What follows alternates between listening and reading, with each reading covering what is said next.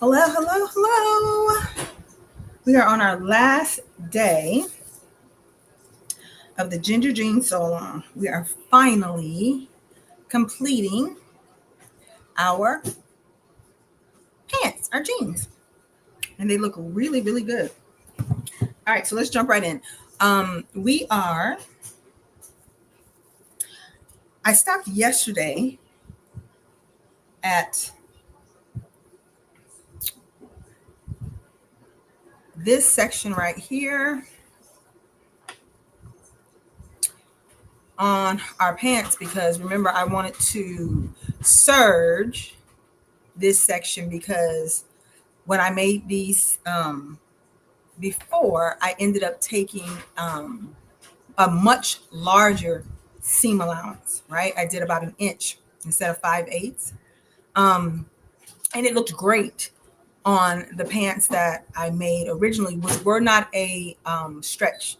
They were a woven. So I wanted to go ahead and serge all of that excess material. But I decided, you know what? This is a completely different material. This is a stretch denim. So let me go ahead and, you know, do the fit all over again. And I'm glad I did because I took a lot off to get the fit the way I wanted them. So for my newbies, this is what a surged edge looks like compared to how we've been doing it before, just doing the overcast stitch. This is what a surged edge looks like. And this is how much I took off, right? So you can see here, this was my original seam, right? This is the original seam. I ended up taking a whole lot more. So it's like maybe a total of 2 inches. So I'm really glad that I did do that extra fit. So I do encourage you to make sure, even though we don't have the waistband on, before you can put that waistband on, try them on. Just put them on and see, how you're feeling about the fit before you actually finish and attach that waistband. Because once you got the waistband on, it's going to be much harder to try to get the fit exactly the way you like it. You can do it, but it'll be harder. So we are at this section now, and we should actually complete this today, where we need to top stitch the side and stay stitch the waist so that we can attach the waistband. Right here, you will notice that the instructions tell us to press the side seam to the back of the machine, to the back of the jean.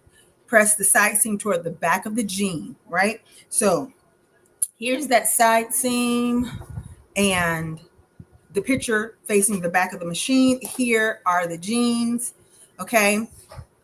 This is the back. I've got that side seam pressed towards the back, and you're supposed to stitch down to the bottom of your pocket. So what I have done is I've gone ahead and I've attached a pin to show me where the bottom of my pocket stay is, and I'll stop my top stitching there. So I'm literally like out of top stitching thread. It's crazy. I'm hoping that it lasts just to do this one little final row before having to switch it out.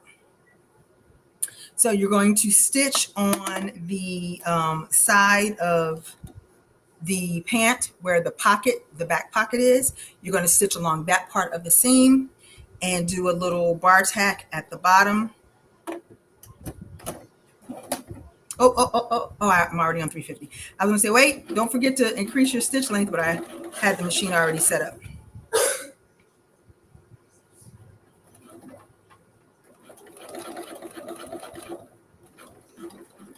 This thicker part, go slow over it.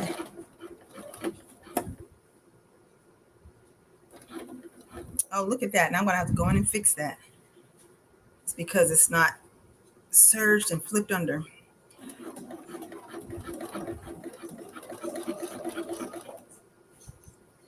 All right, looks like we will make it with our top stitching thread. So here we are at the bottom. I'm going to move that pin at the last minute. And then down here, we're going to add a little bar tack. So remember when we did our bar tack, we put it on, I think we had it on 5.0, I think it was. I don't know. I'm not sure. We'll just do a little. Okay. So there's my little bar tack at the bottom. That little side is done. Hey, Twitch. Okay. Hi, YouTube. We are finishing our jeans. Yay. All right. So here's that little side stitch, a little bar tack at the bottom. Okay, there we go. So now we're going to pull this top stitching thread out, and I'm out of top stitching thread. Let me show it to you. Like, look at that. Like, that's all I have left. And my new top stitching thread is darker. I was like, what? Look at that. Let me get it in focus. Hang on. There we go. My new top stitching thread is darker, but oh well. No worries. Should have bought 2 of these when I bought it. It's no big deal. It'll be on the waistband. Nobody will see the waistband and the hem. Not a big deal. Okay, so we're gonna put our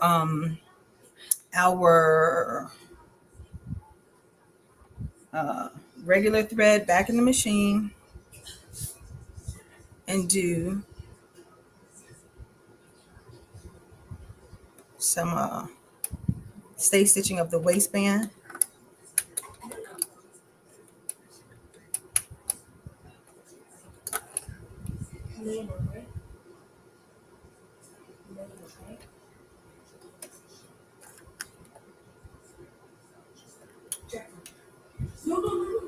Okay.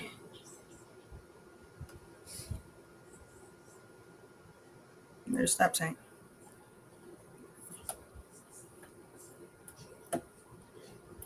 All right. So we're going to stay stitch around the waistband. So right here, see that? See how we're just going right around? I'm just going to stay stitch around the waistband a half inch off the waist of the jeans. See it there? So that's what we're going to do. And we'll start.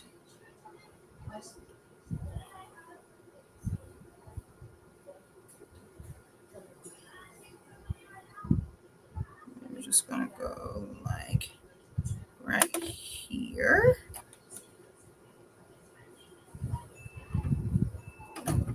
Whoops, whoops, whoops. Make sure you put your machine back on a straight stitch and put it on a basting stitch.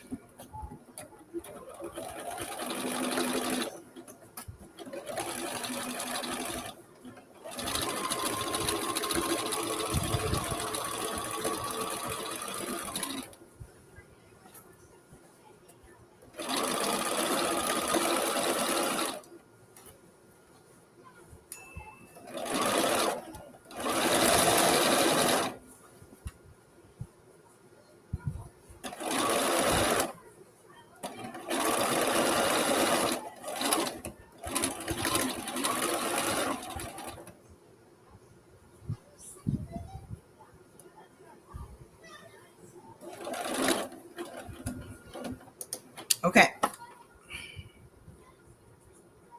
There's my basting stitch. And we should be able to put the jeans to the side and move on with our waistband. Yep. All right. So we'll put these to the side for a second and grab our waistband.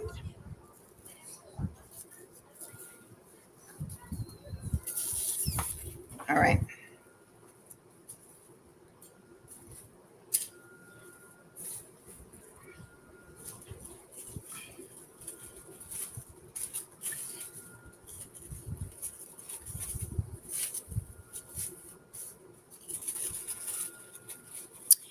If you want a stiffer waistband, you want to interface the waistband. If you want a softer waistband, then don't.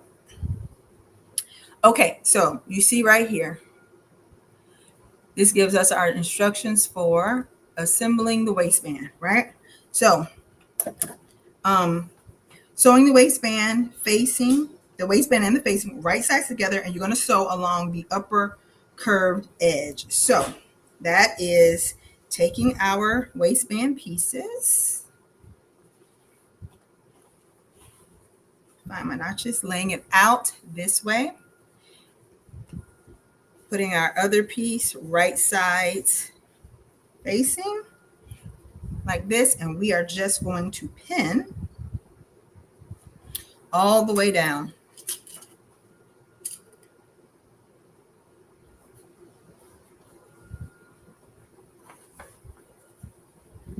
Lining up those raw edges like this.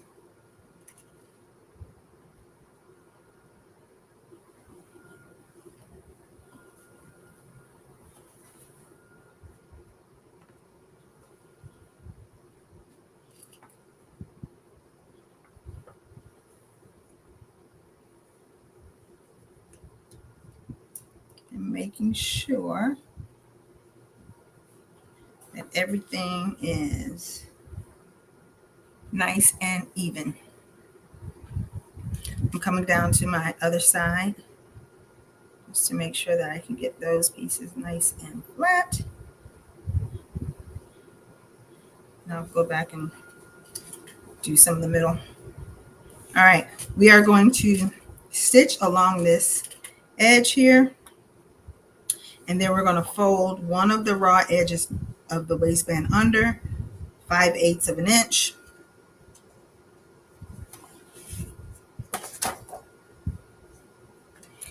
All right, clear your machine and put it back on your regular stitch length. We are stitching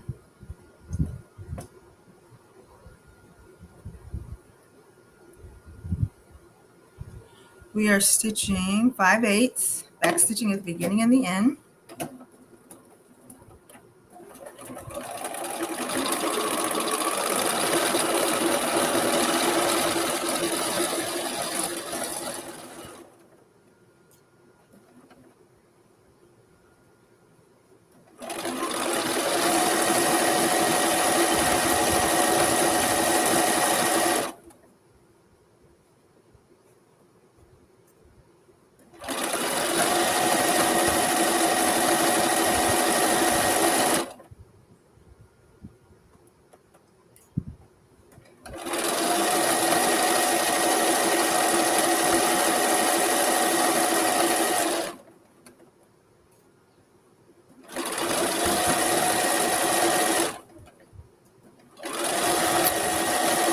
All right.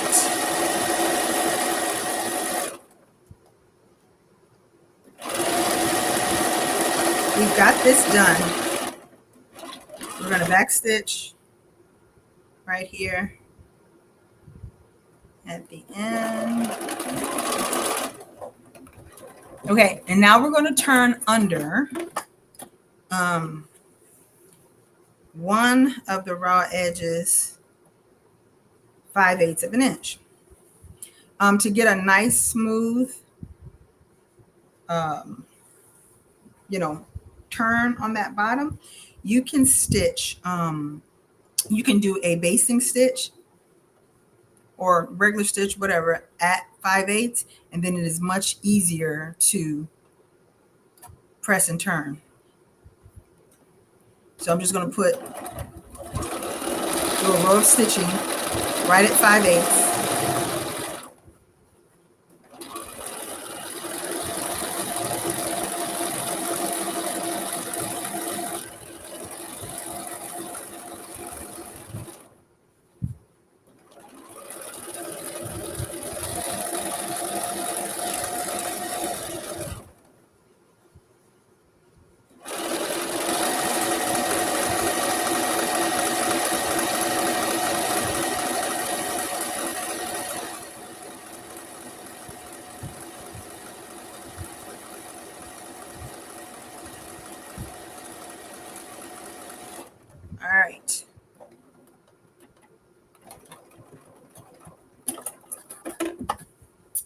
Now I've got that 5/8 of an inch marking. It's going to be much easier to, hey, oh no, no energy. Oh no, feel better, Dory. Oh man.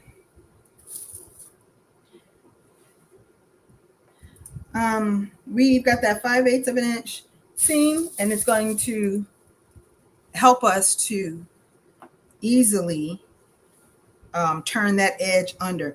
Let me see. I don't remember if I pressed this edge open or if I graded it. I think I graded these seams. Let me see.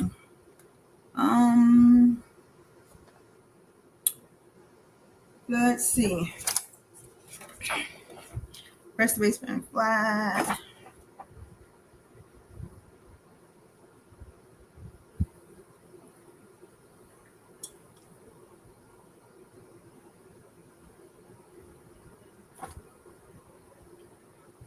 I'll press it open flat. I can't remember if I think I graded that seam though. Here in the middle. I'm not sure. Nevertheless, I'll go ahead and press it flat. And then if we need to grade it, we'll grade it. So the seam that we just made, well, not just made, the one before that when we attached the two bands together. I'm just going to press that flat real quick. Then we'll turn under our 5/8 of an inch edge.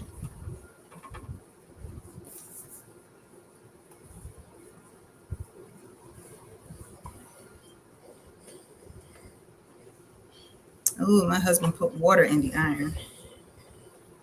I don't like pressing with steam. I like a dry iron.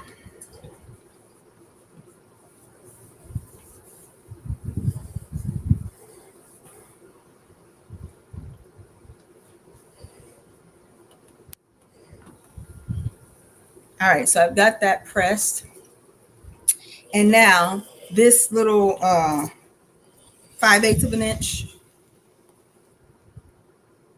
stitch that we made down here, this helps us to very easily just turn, because all you're doing is following the stitching line.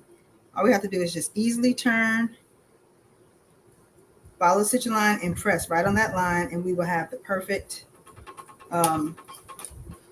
5/8 of an inch turn.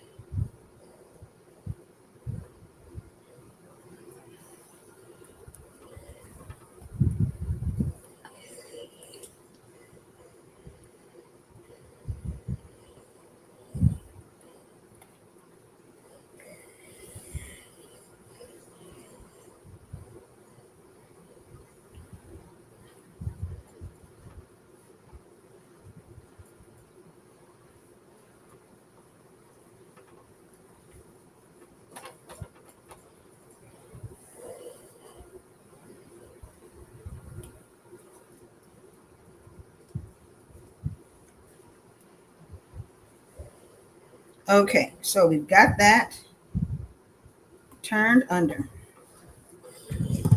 Now,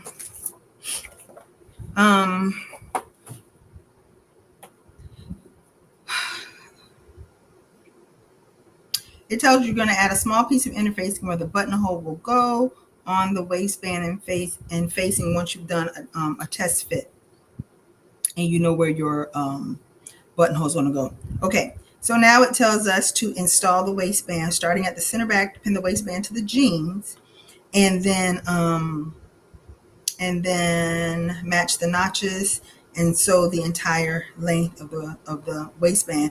It also says pull the zipper up and make sure that the waistband is right side up so that they're meeting exactly at on either side of the fly. All right. So that is simply taking our waistband and let me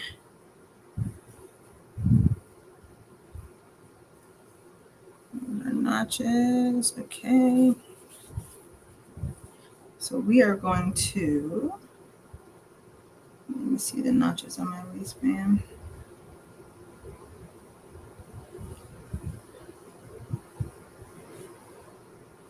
We're going to line our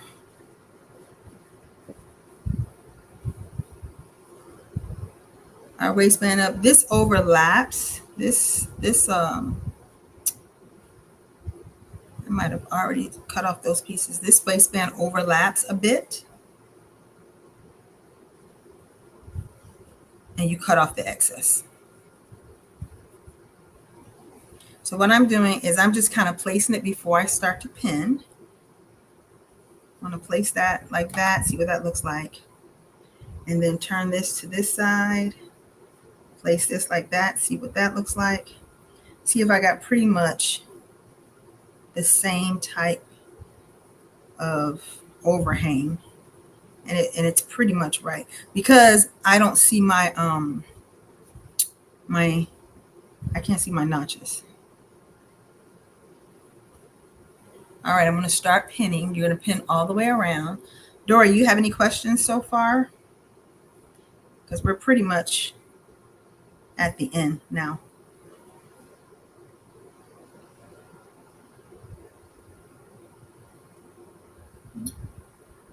There we go.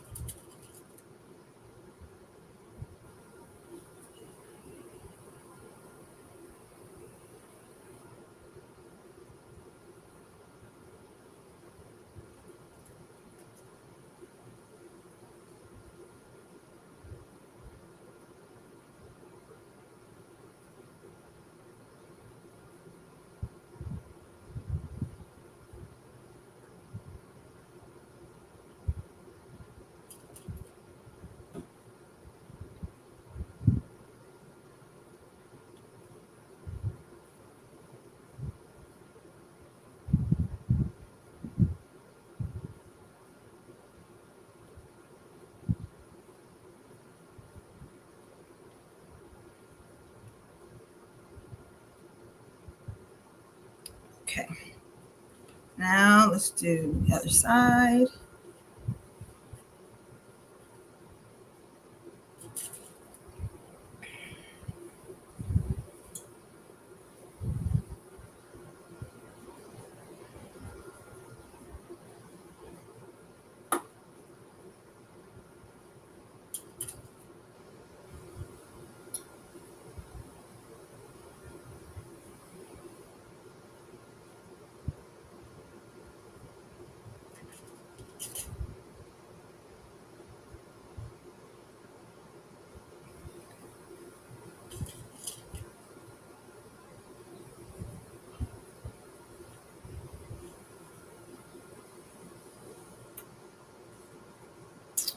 I need to pull this a little more.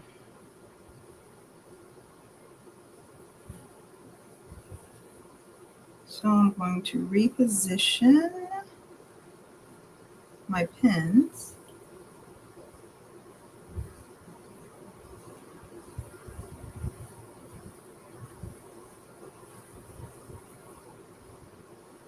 All the way around.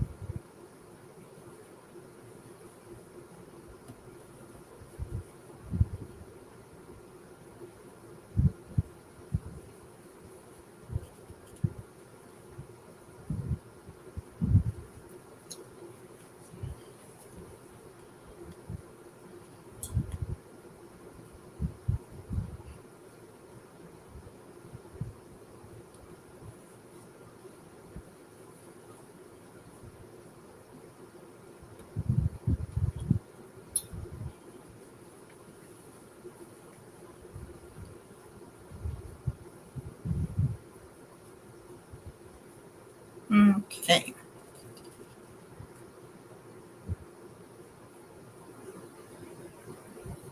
All right, so there we go. So we got everything pinned all the way around, ready to go. And we are going to stitch the entire length of the waistband. Be very careful with those metal teeth. Okay, so we'll go to the machine.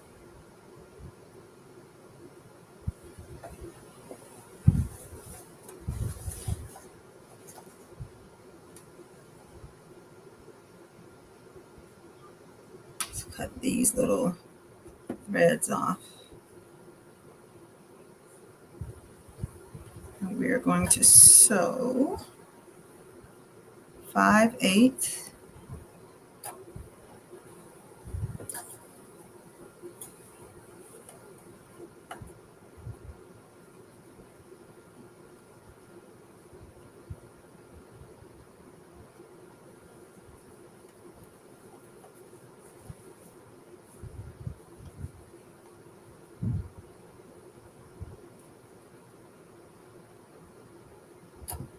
Make sure you are paying attention to where your teeth are so that you don't hit them hard.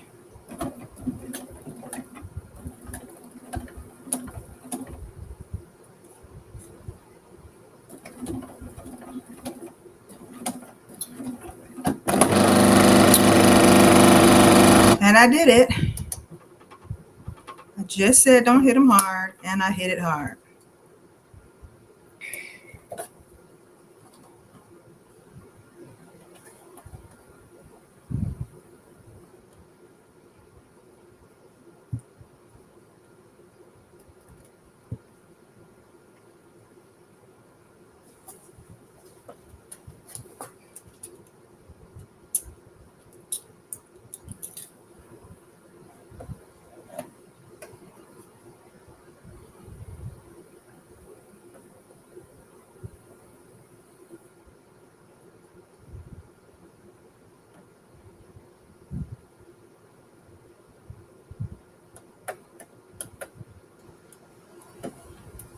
All right, we're going to pick up right on the other side.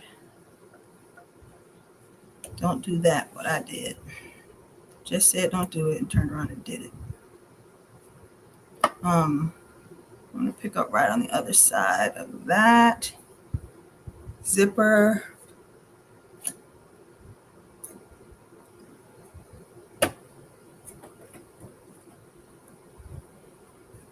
I turned the hand crank just to make sure I cleared it.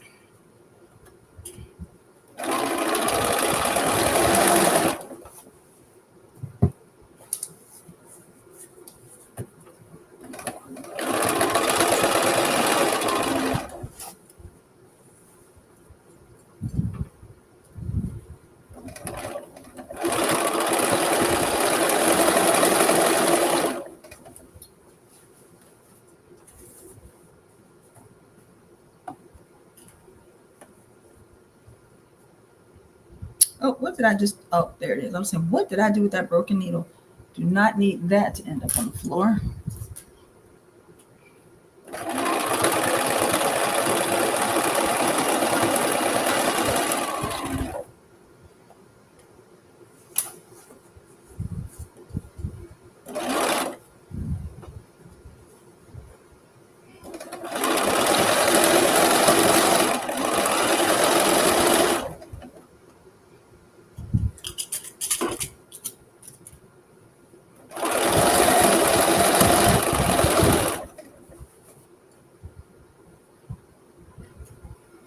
All right.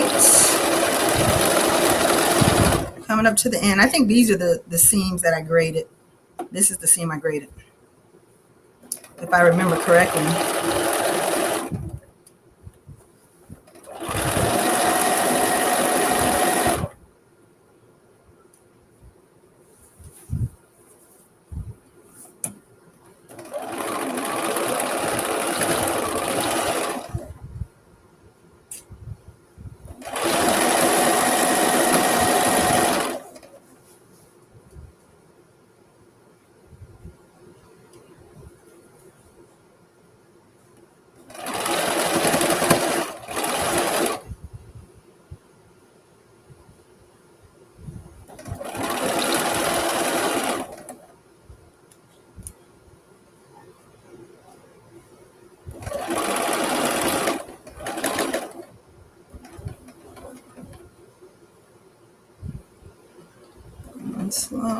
watching.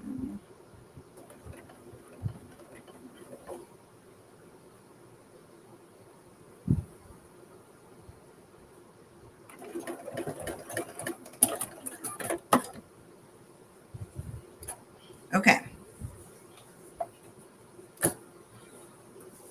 All right, let's look at our instructions. So we just finished the bottom here, and then we're going to zip the zipper up all the way up. I flip the waistband right side up and make sure that it meets where we want it to be. Press the waistband seam allowance up. Trim and grade the seam. Yeah, that's where we grade it. Trim and grade the seam allowance. If the zipper teeth extends past the seam, which you see mine does, you can cut that off and remove the excess zipper tape and the teeth with pliers. All right. So we are going to, let's get everything down here. All right. We are going to, here's our excess zipper that's exposed. I am going to try to cut in between those zipper teeth so I don't have to get pliers and go through all of that. Here's our waistband turned up, and then we are to press the seams up and grade them. Yeah. Press the waistband up and grade them. So let's see. I think I want to grade the seam first, then I'll press it. So when grading seams, all you're doing is just reducing the bulk. So you're just going to make one seam allowance shorter than the other. So this is where we just attached the waistband to the pant. We're just going to cut one seam allowance shorter. That's it. And I'm going to go ahead and with this zipper, I'm going to attempt to cut. Let me use the smaller ones. I'm going to attempt to cut in between. Got it. In between the zipper teeth so I don't have to use the pliers. And now I will carefully just kind of reduce the bulk a bit.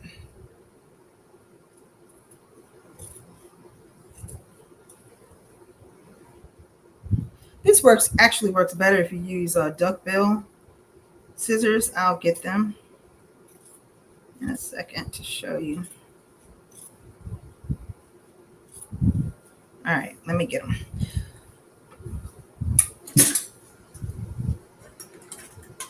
So duckbill scissors are designed to be able to trim away. They look like this.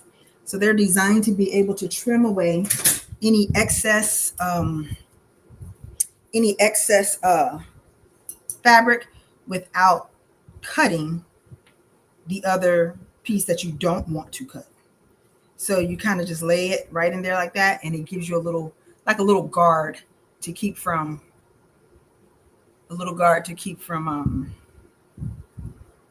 cutting what you don't want to cut. So you just go slow so you make sure you don't make any mistakes, because you don't want to accidentally cut your stitching line, and it's easy to do.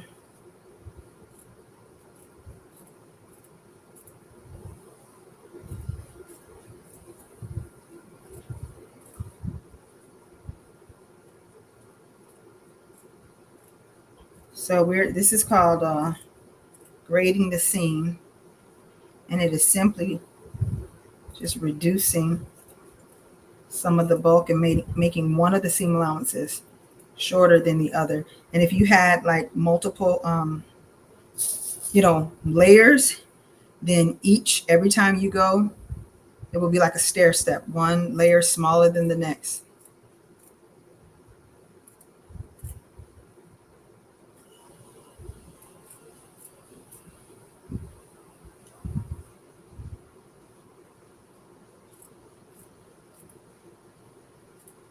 So take your time doing this.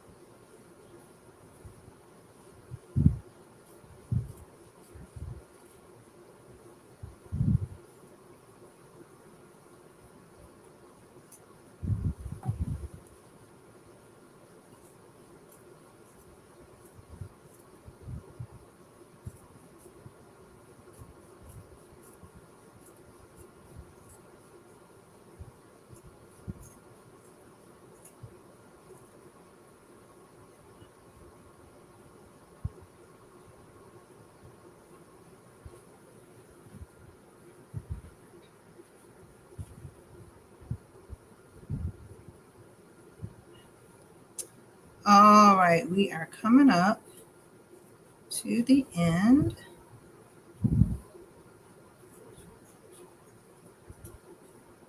So we graded the seam, and I am going to just snip in between the metal teeth to get that excess zipper off. All right, so our seam has been graded. Now we're going to press the seam allowance up real quick.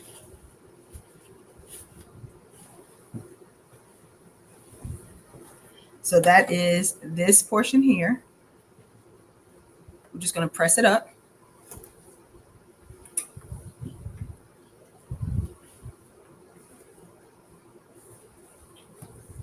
A lot of stuff going on in here.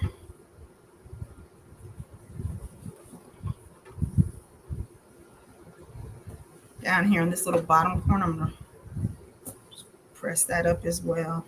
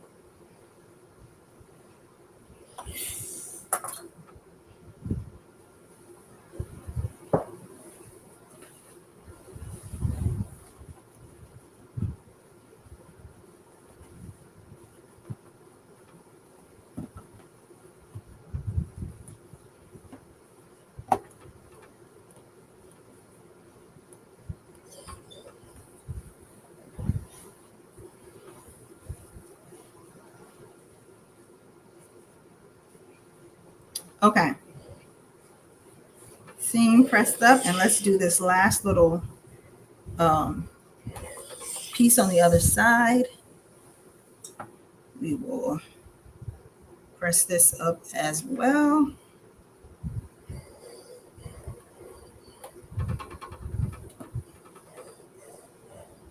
Like that. Okay. Now, we are going to flip the waistband onto itself.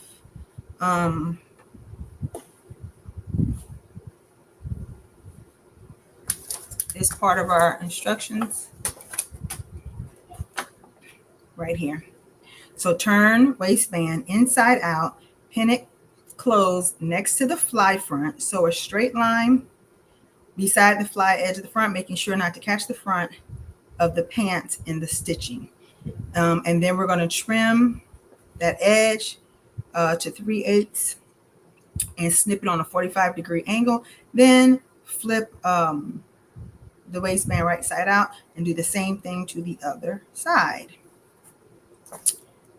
So that means we're taking our waistband. Here's our waistband flat. Here's the front, right? And here's the other side, front. We are taking our waistband and we are going to flip it down like this. See that? We're just flipping the waistband onto itself. So this is, I pressed this open. Let's just say I didn't. This is what it looks like. Just flip the waistband down onto itself. Okay, so again, look, here's the seam. You're just flipping it down onto itself. Okay, all the way around.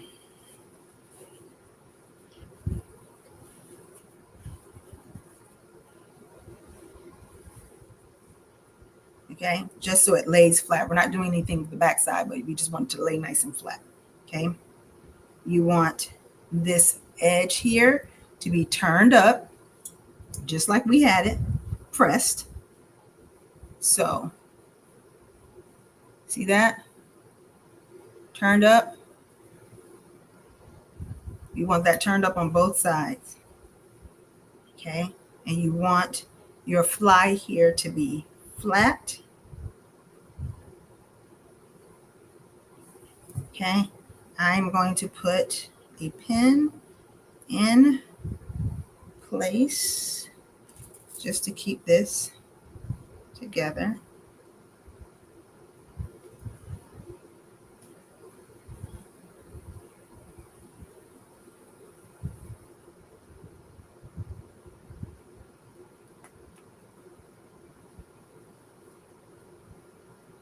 And I want to make sure everything is nice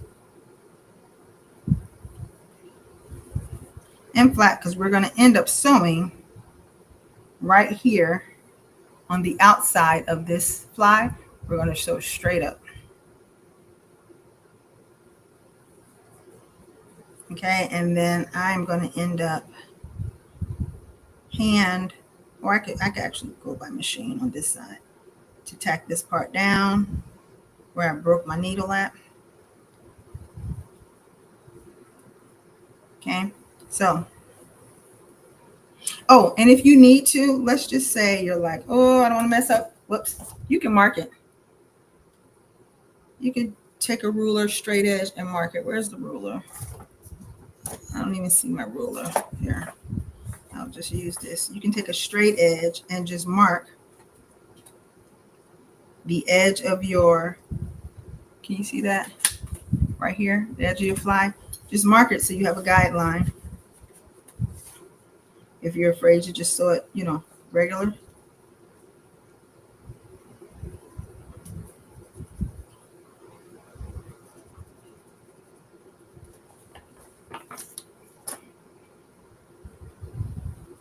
See?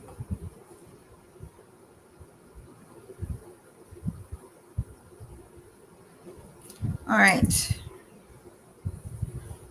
We'll go under the needle. I'm kind of holding it, but you don't have to hold it if you want to put pins in. Here, let me do it the right way. So all my newbies, if you feel, nervous, go ahead and put pins. It's okay. If you need it to sit nice and flat like that, that's fine. Put the pins in.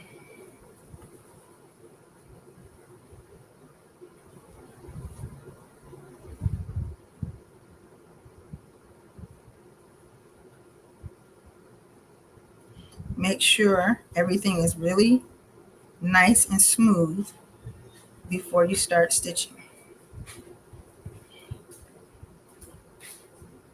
You're going to back stitch at the beginning and the end, as always.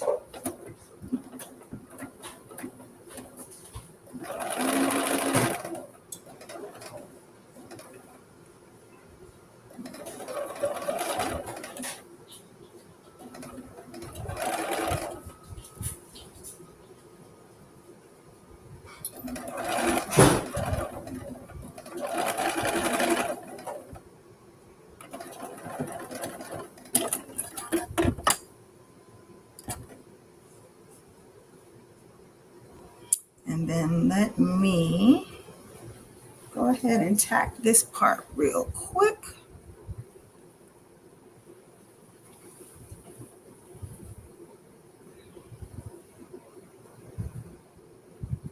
Where I tack my oh, you know what? I can tack that in top stitching. I'll tack in top stitching. Okay, same thing over here. Flip that waistband onto itself. Line up that bottom edge.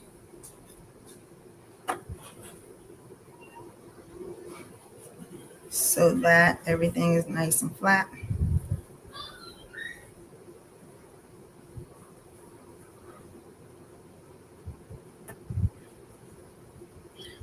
Put a pin, keep everything together.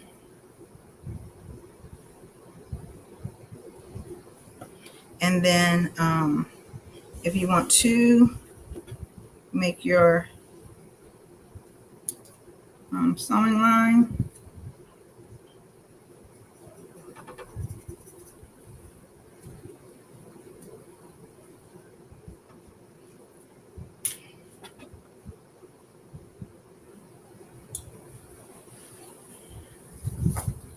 I flip it upside down because it'll be easier for me that way.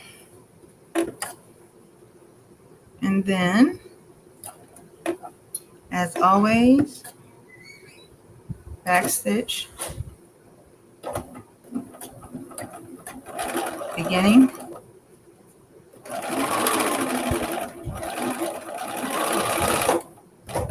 and end.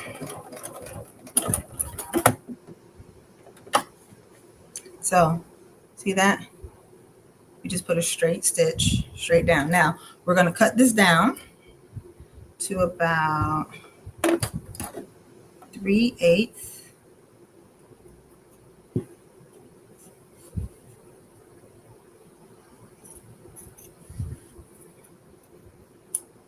And then right here on the corner, we're going to cut it on the diagonal. Don't cut your stitching line. Okay, same thing on the other side.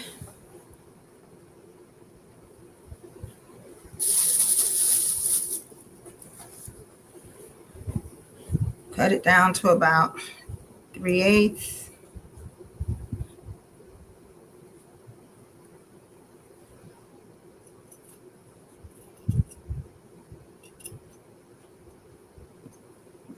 This here on the angle, diagonal, don't cut your stitching line.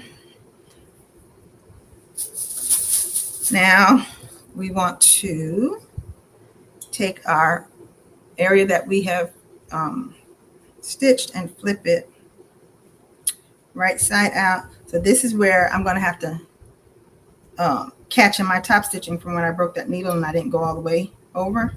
But it's not a big deal. I can catch it in my top stitching or I can hand stitch it. So if that happens to you, you're catching your top stitching or hand stitch it. Nothing to worry about because you can take that, tuck it inside there, and then catch it in your top stitching. We just have to be very careful when we get to this part of our top stitching and stop and jump over. Okay, no worries.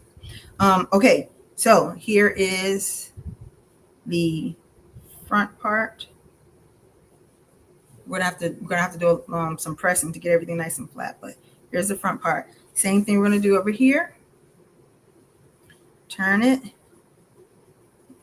right side out. Put your scissor or something inside to get that corner out nicely.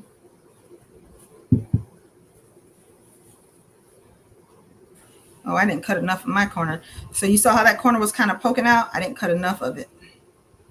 So cutting on the diagonal is what helps to give you that nice sharp, a sharper point.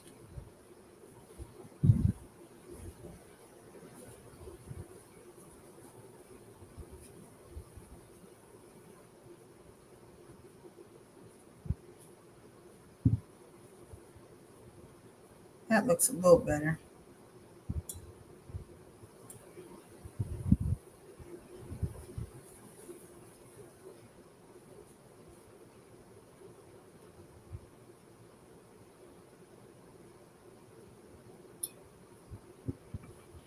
Okay, so here is the opposite side. Okay. And so we're going to give this a good press all the way around. Let's go ahead and flip everything to the inside. So you'll see why we had that 5/8 of an inch turn that we did, because it comes over and covers all of this. So when we turn it over and do our top stitching, it covers all of the raw edge. Okay. So we're going to flip this over and press all the way around. Look at how it's laying, and then we'll top stitch.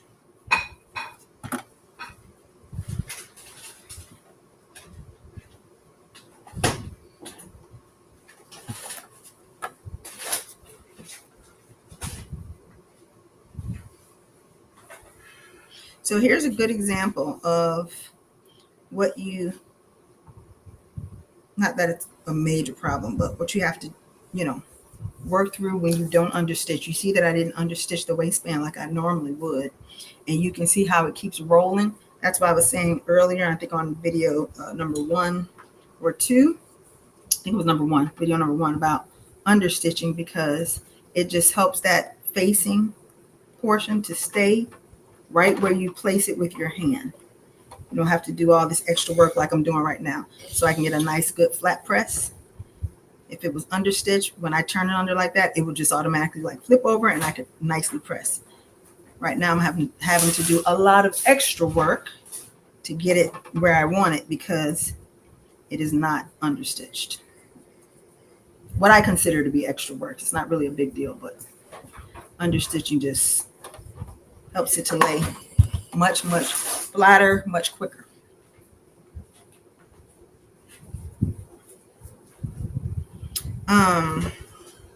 We're going to want to pin this too, but I'm pressing it first.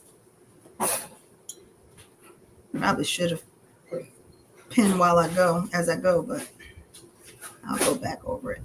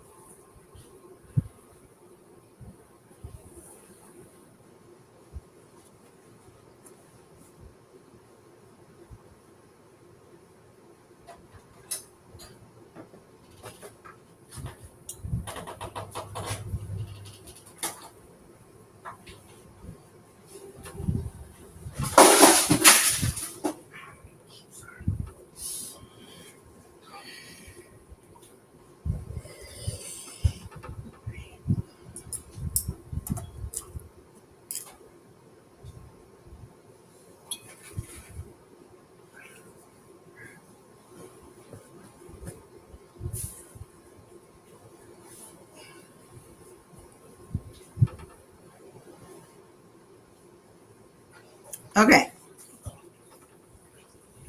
Almost done.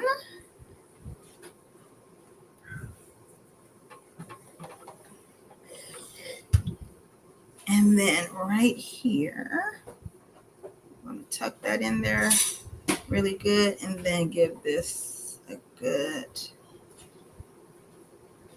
press. All right. So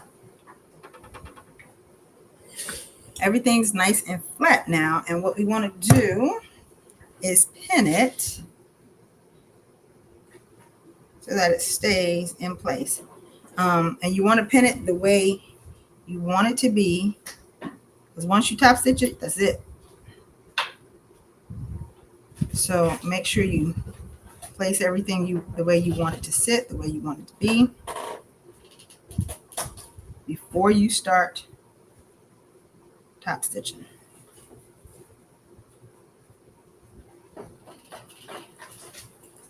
I'll put pins kind of sort of up top here, so that I don't necessarily have to move them as I sew, but down here I'll have to place it right where I want it.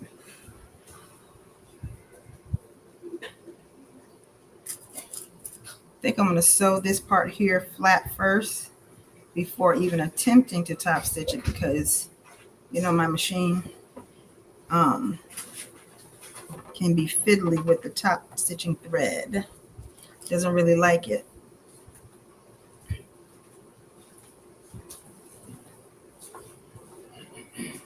So I pin up top.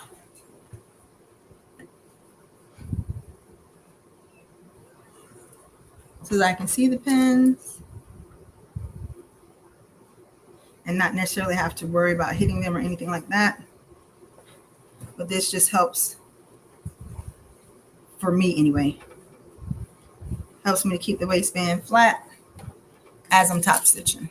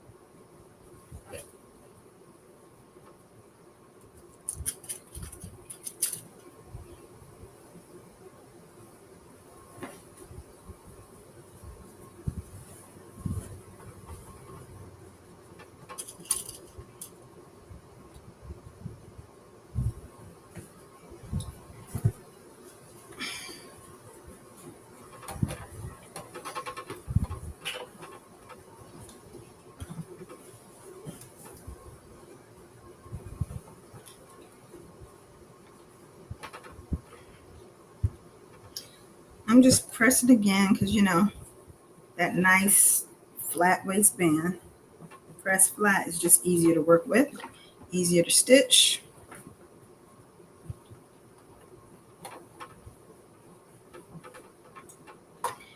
All right, and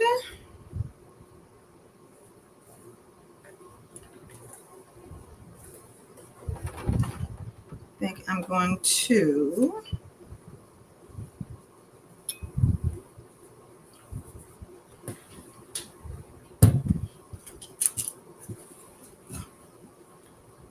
so this is what it will look like when we are finished our little top stitching. See that?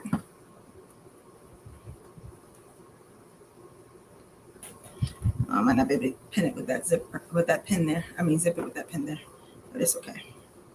You get a visual of what we're looking at. A little buttonhole will go right here, and our button will go right here, and boom.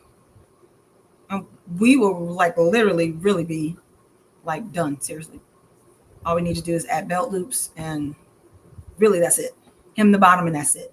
Seriously. Okay, so we're going to top stitch. I'm going to put in my other top stitching thread, which, as I said, is little. Oh, I forgot I had this other thread, and I'm just threading on top of the previous one. And I said I wanted to tack down that little piece, didn't I? Yeah, and I didn't do that. Let me tack that down first, and then we'll top stitch. So this part here earlier where I where my needle hit the zipper teeth, what I'm doing now is going to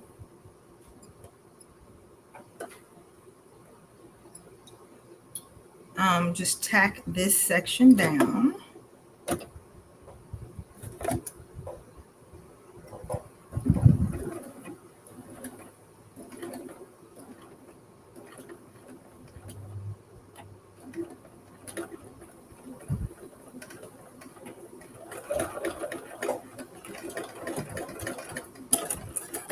before top stitching. That way I don't have to worry too much. All right. So we're going to pull this thread out. Let's grab it. There we go.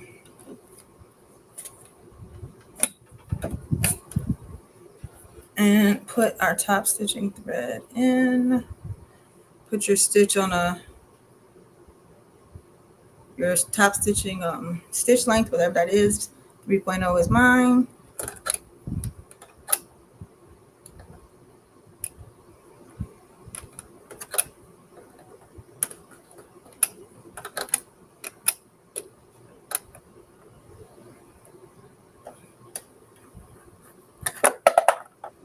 Just lost my thread.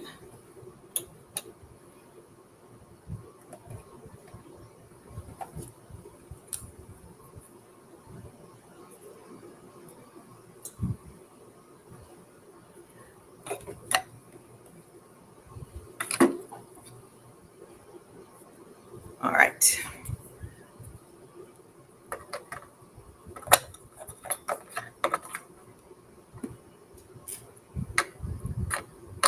All right, there we go.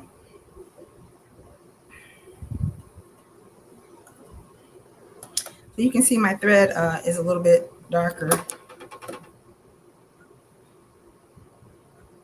It might be a little bit thicker too. Yeah, see how it's not as going through as easily?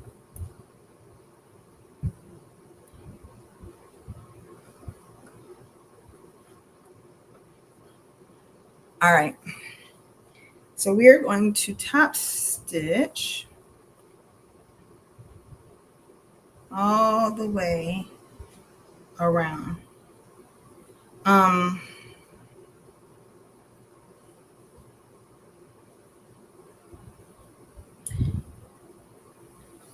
I am going to have to jump in between my where my zipper teeth are.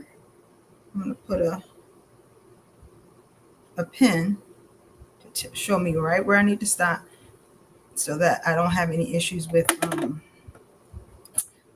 breaking the needle.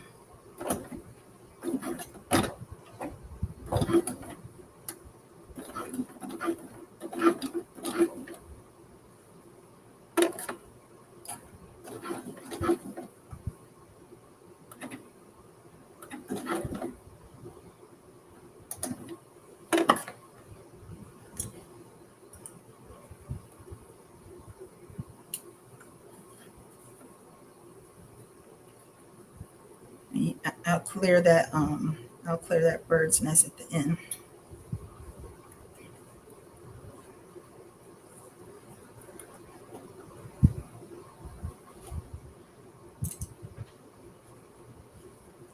Normally, if you have a different type of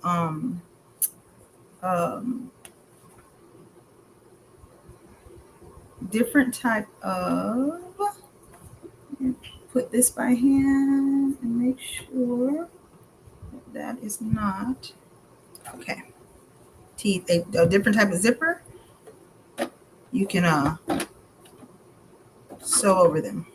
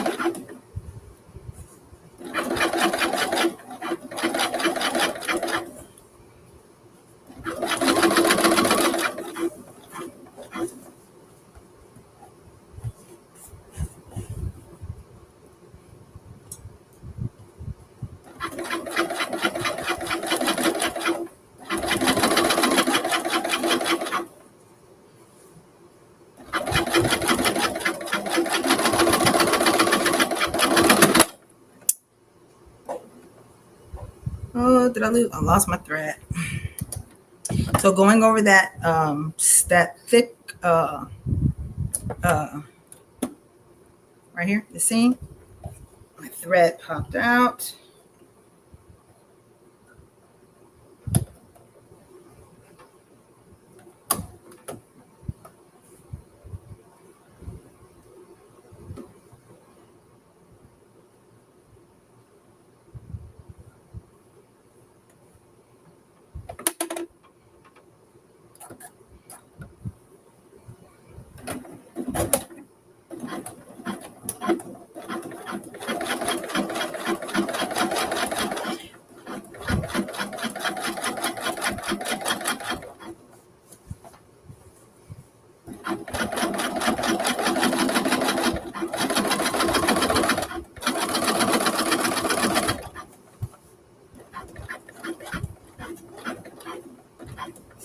Went slower over that one.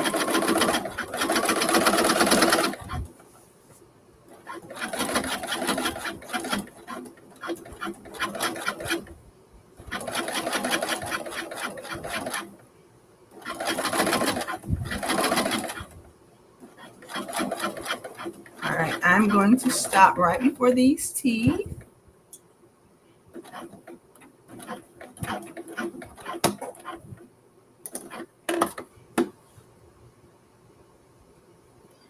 And I'm going to jump over them.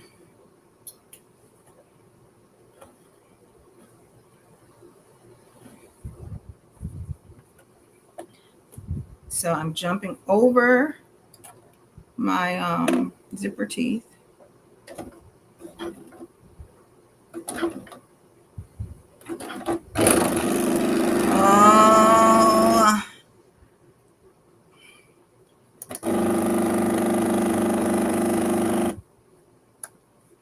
This is doing that because I did that extra stitching that I told you guys.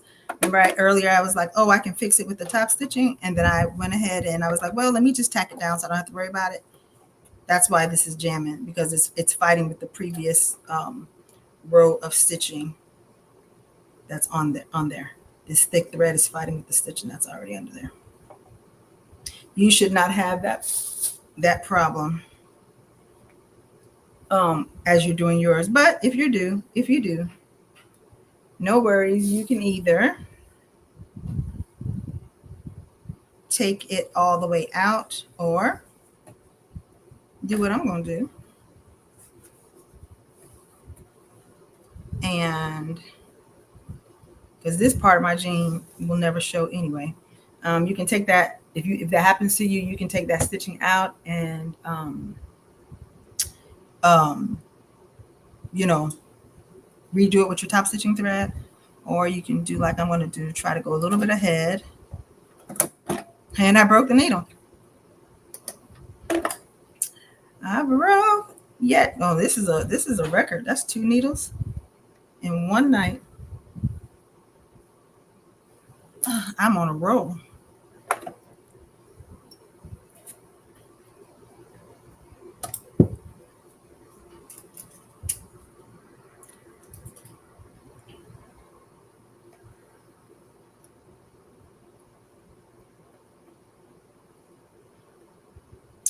So I obviously cannot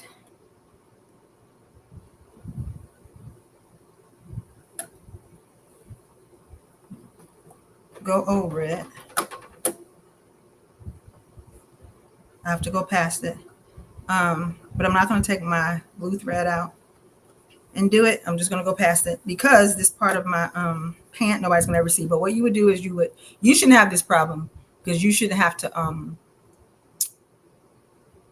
top stitch like I did. Remember, I had to go over this extra stitching because I didn't catch it the first time, because that's when I broke the first needle. So that you shouldn't have that problem. But what you're going to do is top stitch to the edge and then pivot.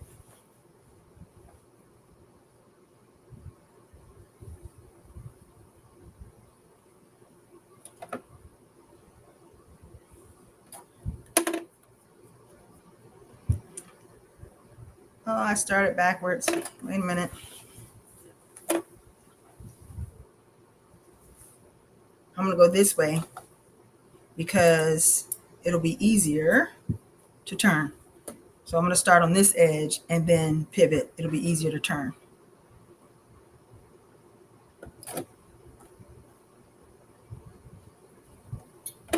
Wait. Oh, let me make sure. Oh, I'm so glad I caught that. I'm thinking I can just sew. And I need to catch all that top stitching thread and make a note of where the zipper is. Pull all that bird's nest out and make a note of where my zipper is so that I don't break yet my third needle for the night. So let me put a pin to show where my zipper teeth are. Okay. Oh, I'm out of the way. Oh, perfect. I'm out of the way. All right. Good. Out of the way, but I do need to see that that little bird's nest from the bottom. And let's see if she's going to behave. We have a long thread tail, yes.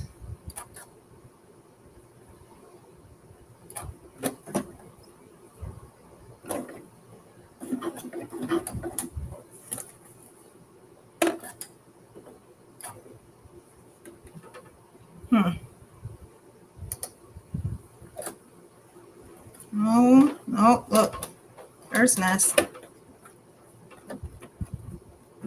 So because we got another bird's nest and we barely did anything, what I'm going to do is look underneath the bottom and make sure there's no jams or anything on the bottom.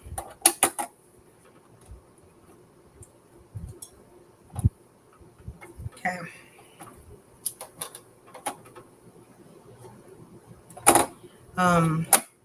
This machine is just real sensitive with top stitching thread. And it happens sometimes, you know.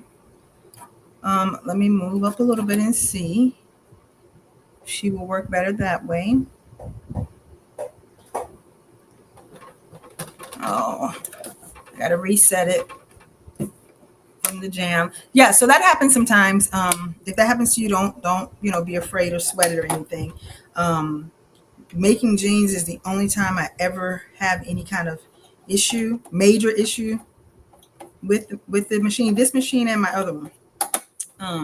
Only time I ever have any really major issues is doing jeans, and it's only when you add that top stitching thread, because the thread is so much thicker than your regular thread that, some machines are just finicky. All right, so I reset her, start her over, move my stitch length, and let me make sure I'm going past this little area that she doesn't like, which is pretty bulky underneath. Let me go by hand.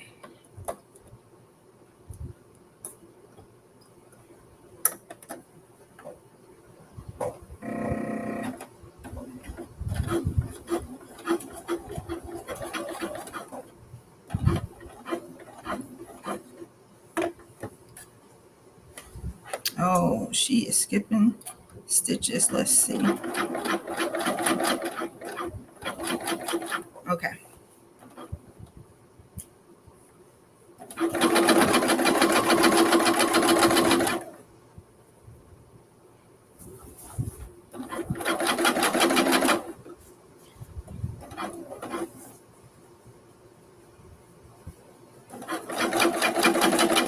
I am definitely going to put my buttonhole in with regular thread.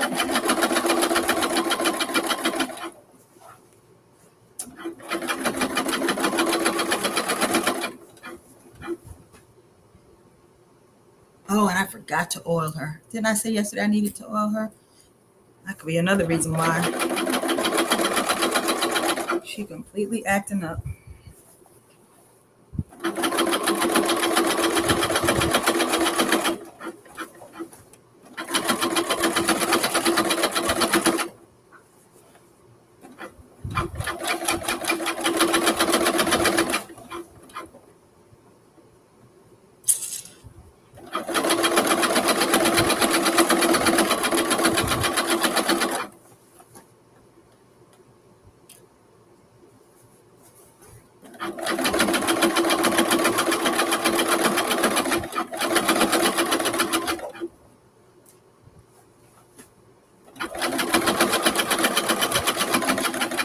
So we're making it back around to the other side. And all you're going to do is come down, pivot, and then sew to your bottom.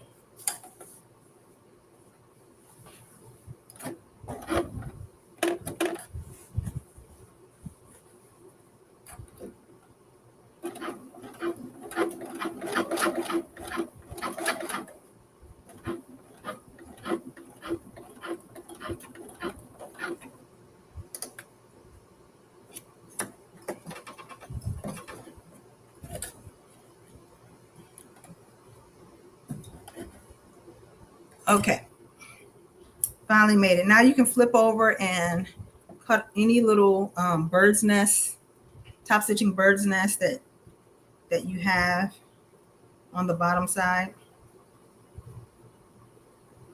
Trim all those down, any loose threads, trim all of them down. Oh, this was that big one.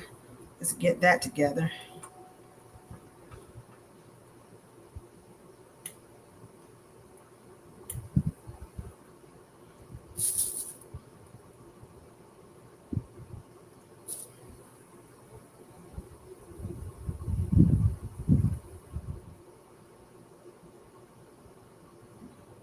Okay, so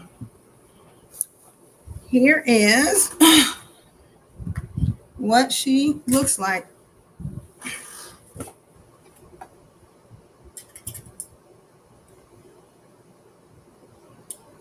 So here's what she looks like. Here's our little wonky part where she jammed up, but nobody will see that. Here's the other side. You can see the top stitching is a little bit different in color, but again, this part of you know, the pant won't be seen by anybody when I wear it. Okay, so now we want to place a buttonhole. I'm definitely going to do a regular thread for my buttonhole, and we're going to definitely do a we can zip it up, do a sample.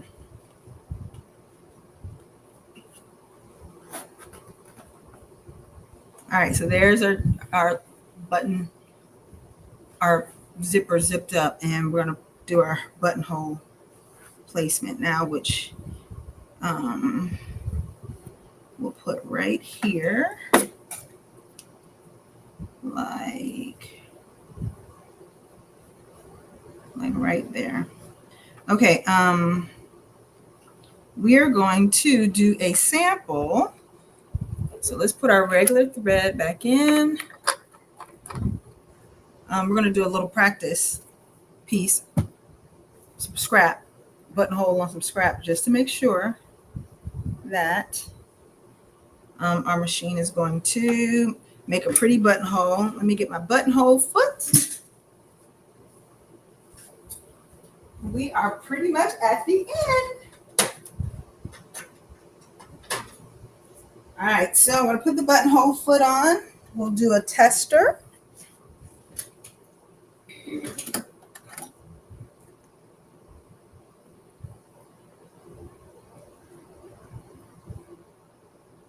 We will do a little sample.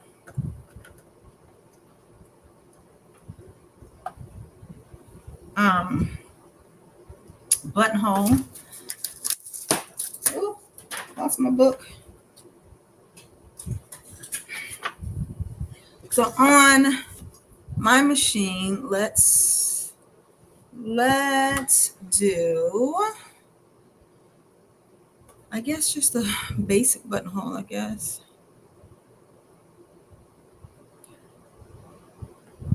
I guess we'll do a basic buttonhole. On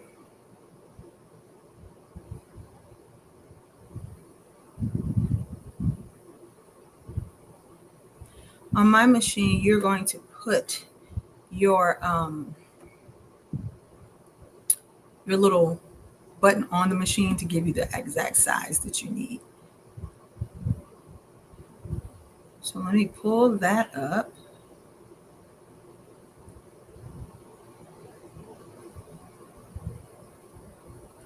All right, so, well, actually, let me see if I can move the camera and show you.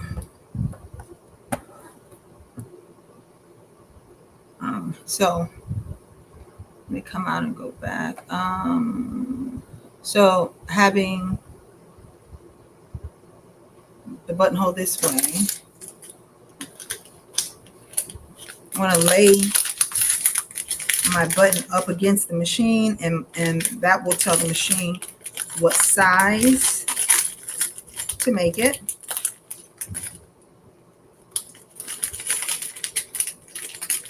All right.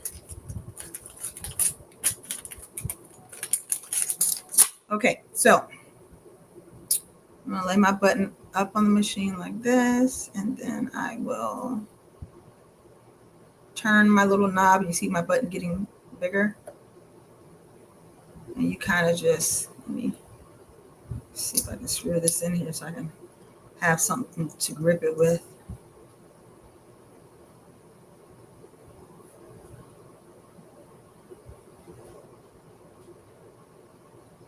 Okay, we'll do that.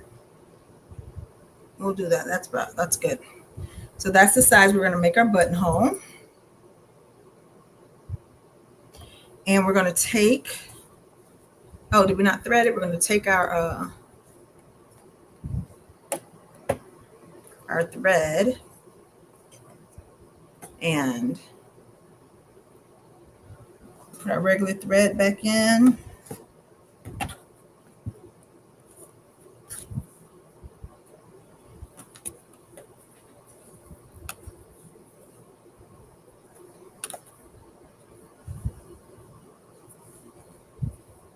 All right.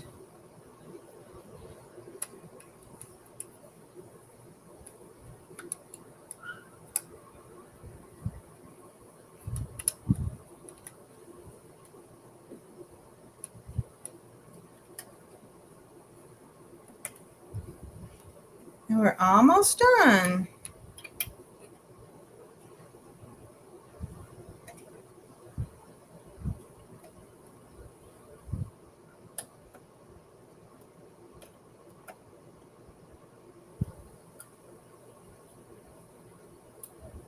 Okay, so I'm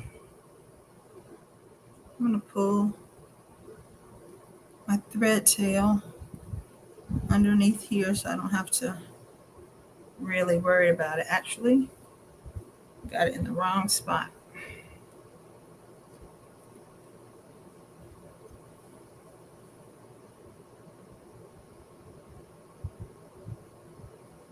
I want it down there. There we go. All right.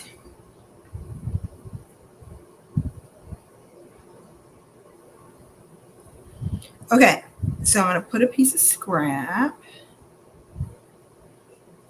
underneath. We're going to see how she works. All right, something's wrong. So let's pull out our bobbin and take a look.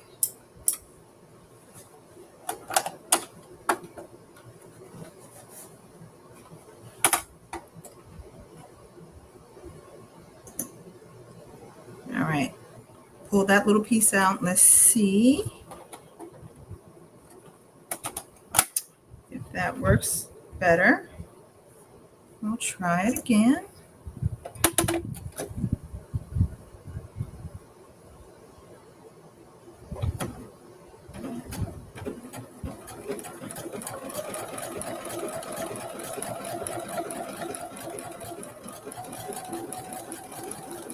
Seems to be going good.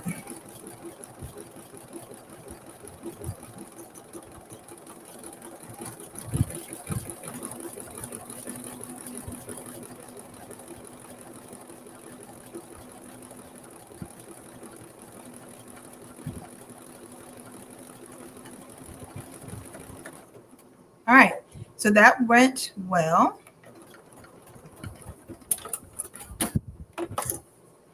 That went well. Here's our little sample buttonhole. On your pants, if you feel that you need to add a little interfacing right there, you can, depending on the thickness of your denim and your machine. And even if you do a sample, doesn't always mean it's going to work right. Ask me how. I know, stuff just happens. I'm trying to pull some thread so I can have a long thread tail. Okay.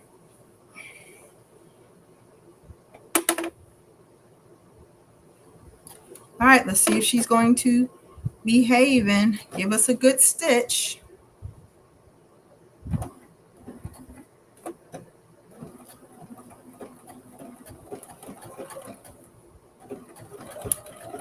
And she doesn't appear to be having any major. Oh, yes, she is.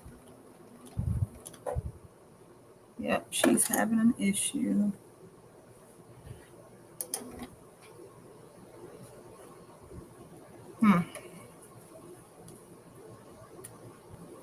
She didn't seem to be sewing right to me.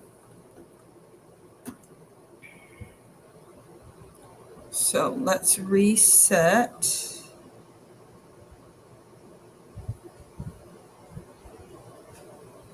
She didn't seem to be sewing right to me, although once I pull her out, she looked like she was doing fine.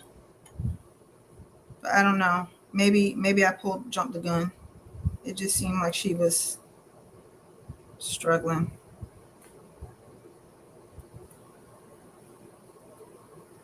This right here is the awful part if you ever have to do this. Pull out a buttonhole stitch.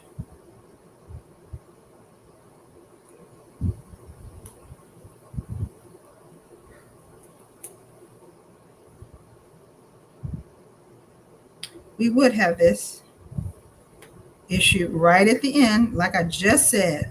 Just did the sample, everything's fine, and then you go in to do it. Same fabric, double thickness, folded it in half. But, it happens. It is what it is.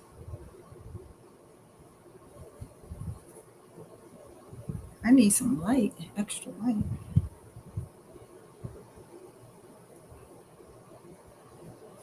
This thread is so hard to see.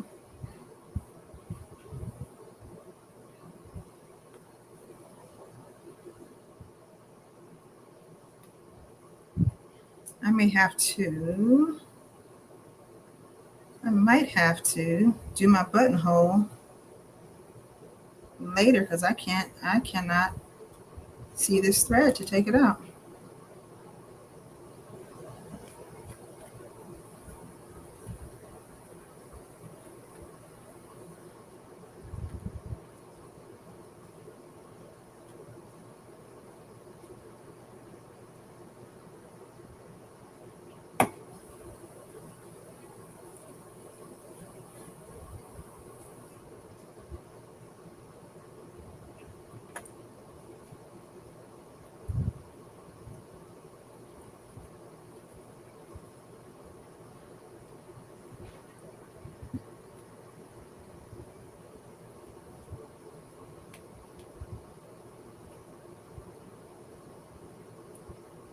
Oh, I can't see. Hold on, let me get this in front of some light.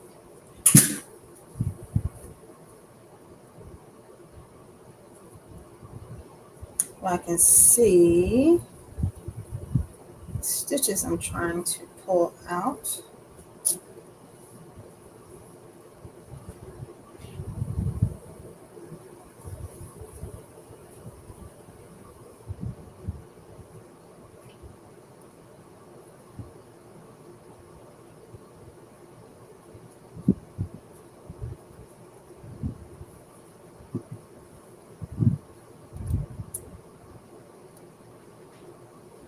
And I don't think I even got them all the way out.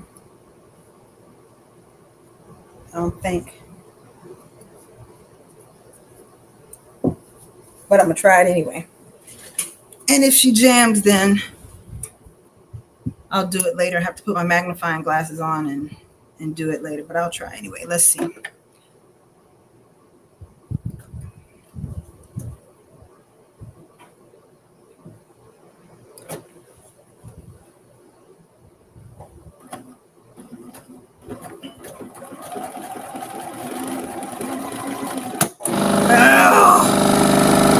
Oh, man.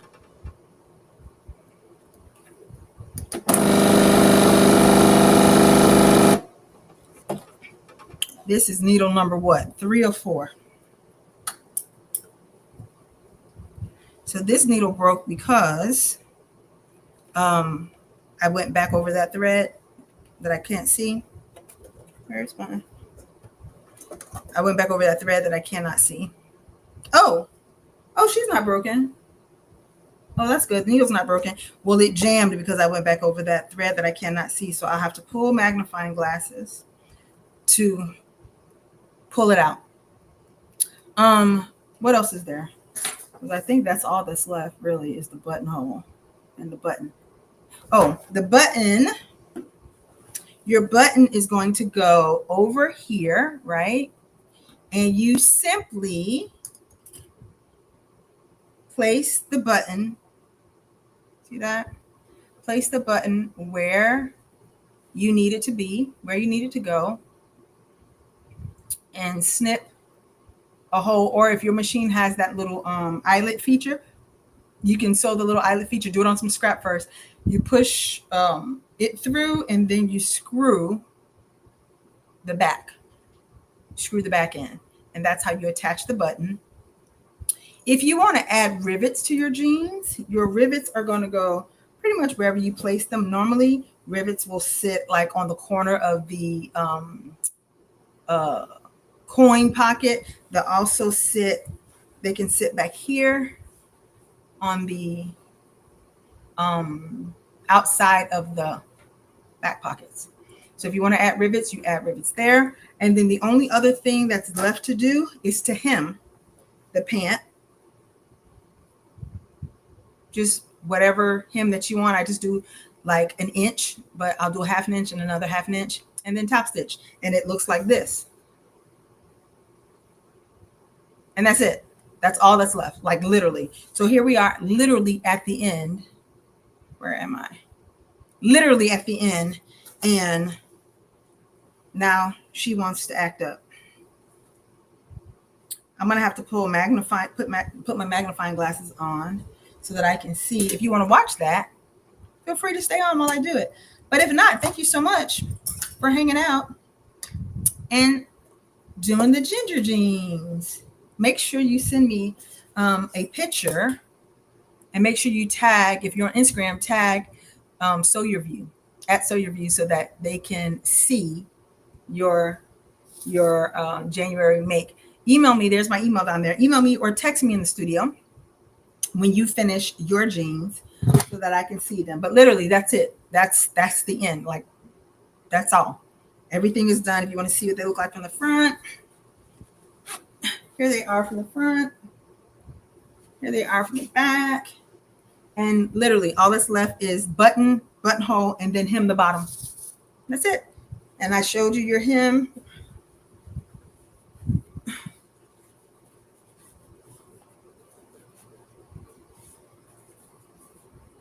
So that's it. That's really it. Any questions? Because I got to pull this out. I got to get my magnifying glasses and pull those stitches out for this buttonhole. So while I do that, anybody have any questions? Dory B, questions?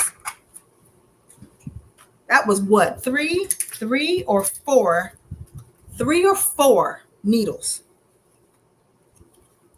tonight. It's crazy. Literally. 3 needles. So this is my little headgear that allows me to go in and see. Oh, now I can really see that. Allows me to go in and see stitches that need to be pulled out.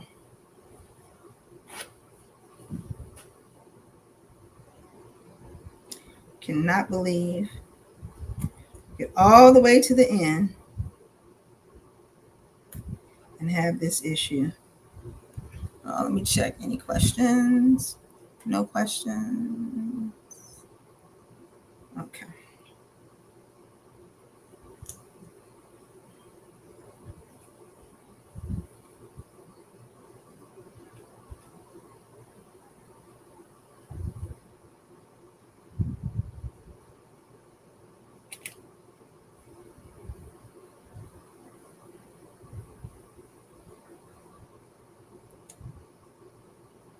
This little headgear is just so fabulous. I love this little thing because it allows you to get like really, really up close and magnify even the smallest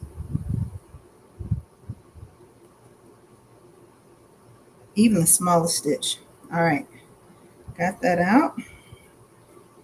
All right, got that first one out. Let's go back to the original one and grab those.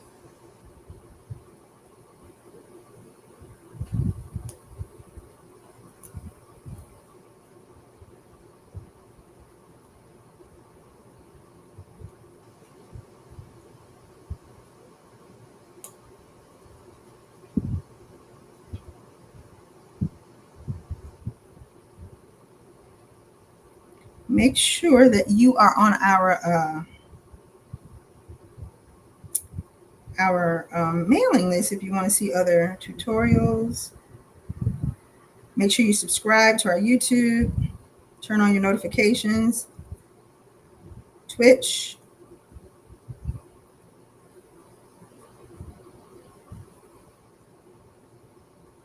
so that anytime I come on, you're notified. The next little tutorial I'm going to do is super easy. It's the project bag. I love that little thing, but it's really easy. It's like literally like a 30-minute, 45-minute sew. And you just make a little project bag to hold like your work.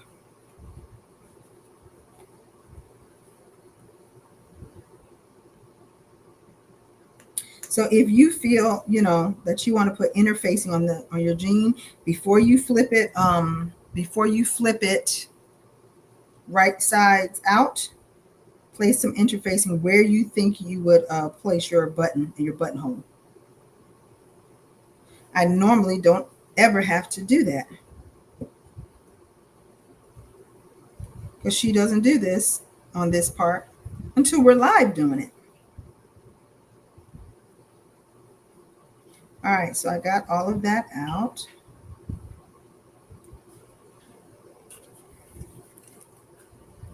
Got all of that out, all the stitches out.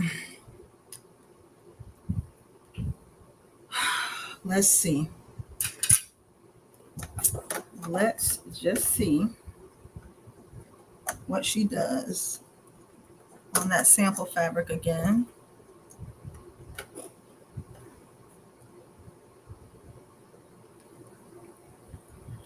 I'm going to do a buttonhole on my little sample again and see.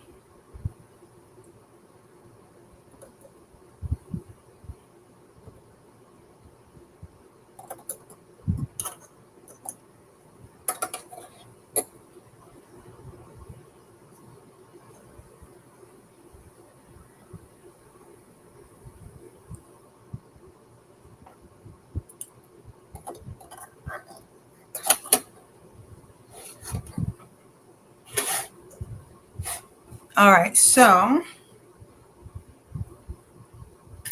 got my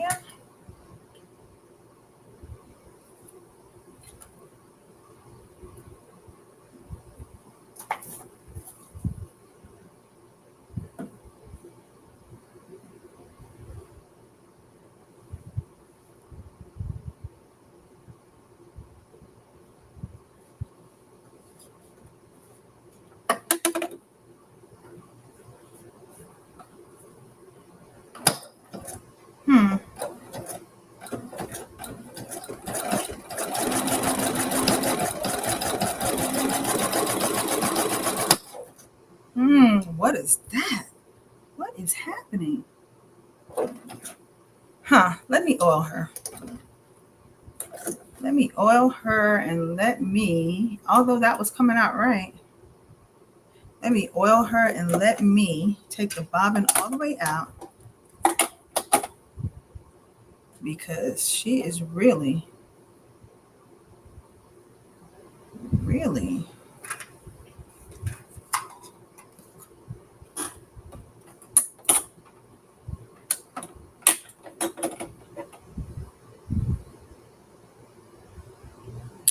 acting up. All right, let's see. Let's see if she works better with some oil.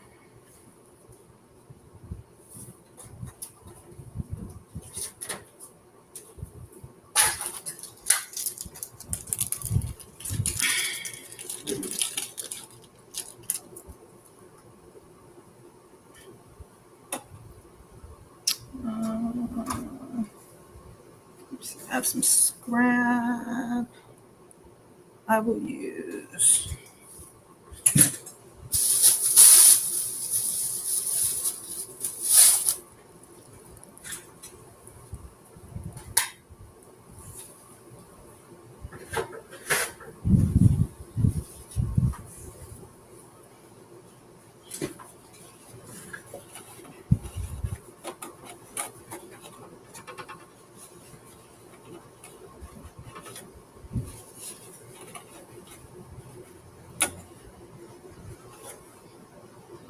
Let's see. She will work a little bit better.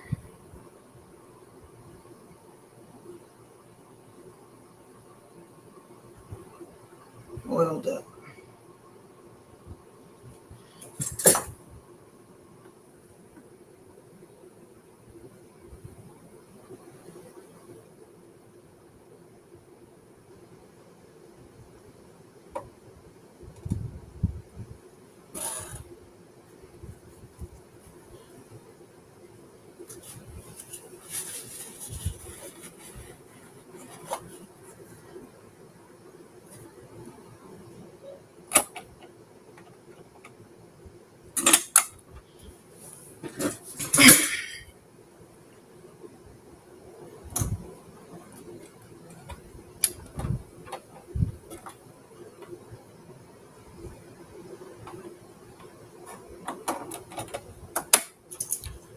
All right.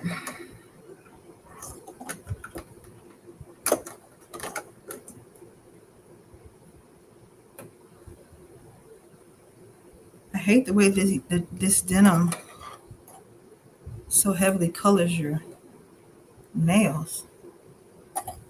The indigo is so dark.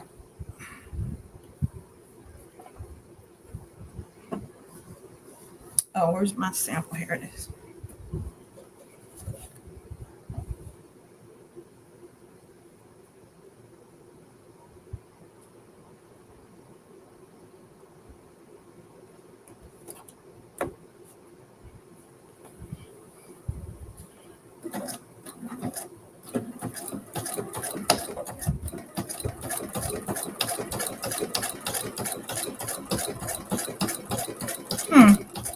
Something doesn't sound right.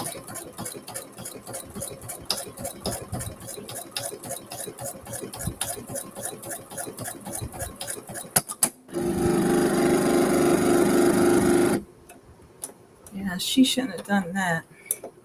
And that's just on scrap.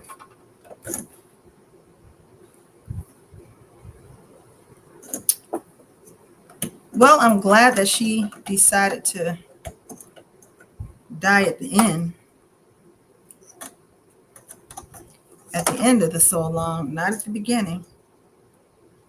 That's needle number 4. She definitely should not have broken on this little scrap at all. So let's take everything out, because now we got to troubleshoot and see what's wrong. Let me take all of the thread and this bobbin completely out. Make sure that there is nothing caught anywhere. I'm actually going to even open up the plate, the bed.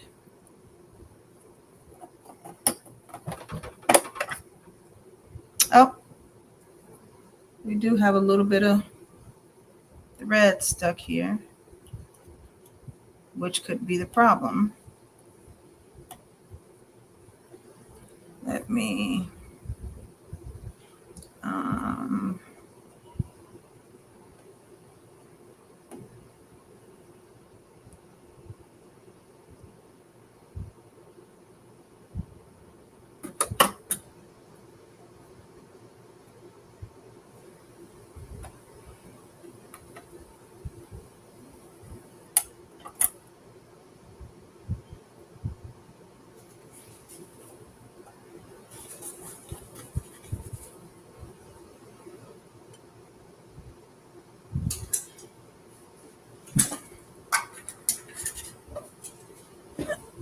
she gonna need a good cleaning after this.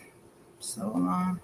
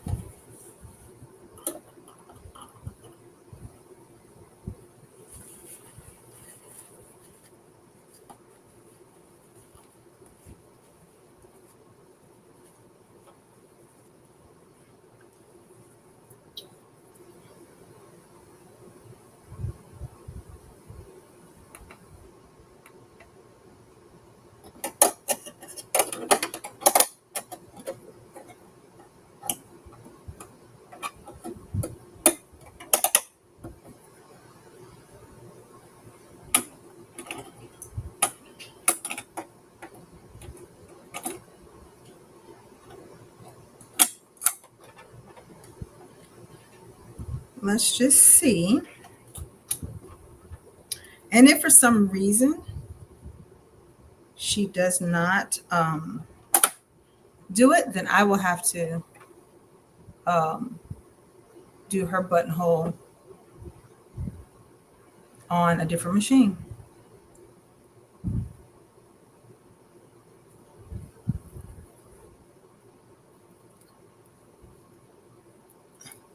Because literally, that's all that's left to do. That, and hem that other leg.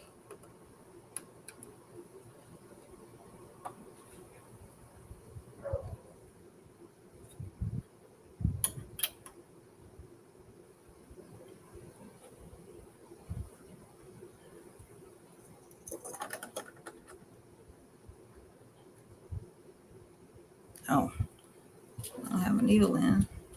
Literally have gone through almost a pack. That's crazy. It's never, ever happened.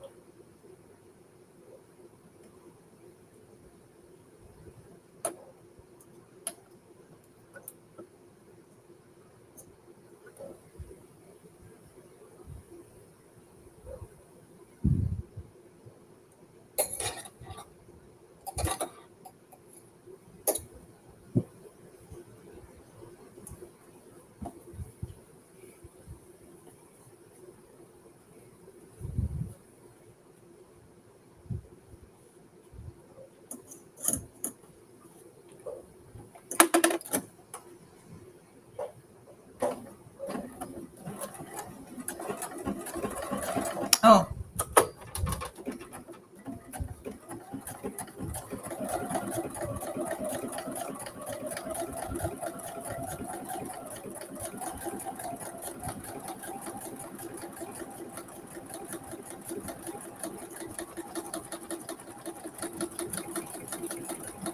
so that might have been my issue. The thread that was caught underneath the throat plate, because now it's working fine.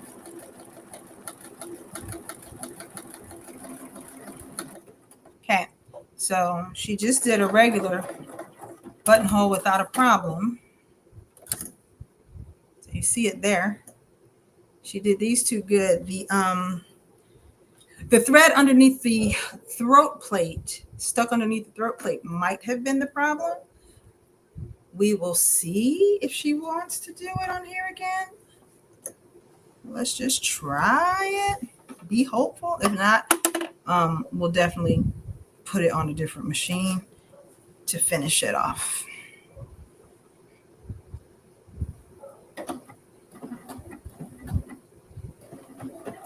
And I'm going real slow, as you can see.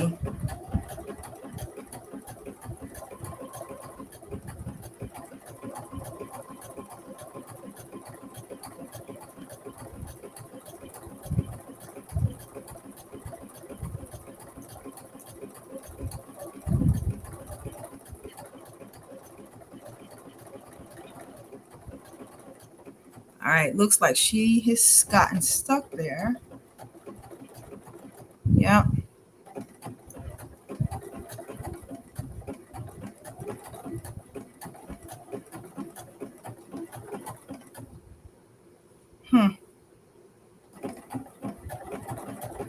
It's got to be something with my waistband, because it's even stuck on the screen.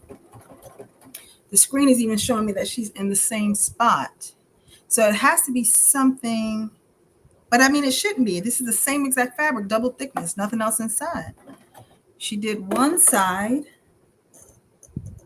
and is not going up the other.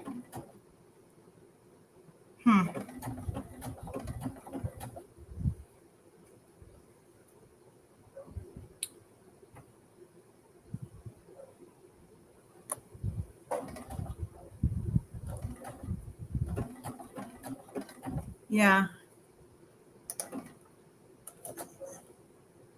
Yeah, she won't make the buttonhole on here, but she makes it on sample. All right, I have to add buttonhole on a different machine because she's not liking this at all. And I don't know what happened. She started out well. Let me put my the magnifying glasses back on to take it out. She started out well. Like, I don't know what the problem is. And now this is like, oh, gonna have me up trying to figure out what's wrong.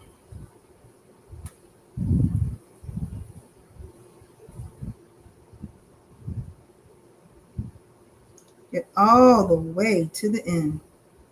Like, that's crazy. And then start having issues. I really guess I should be glad that I didn't do it earlier.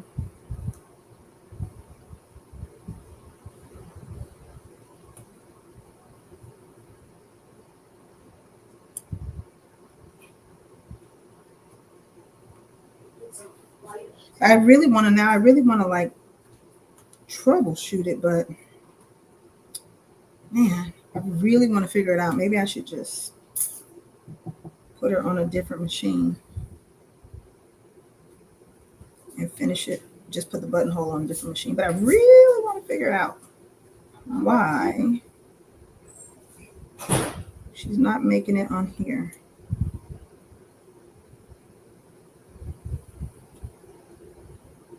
And she does it on the sample.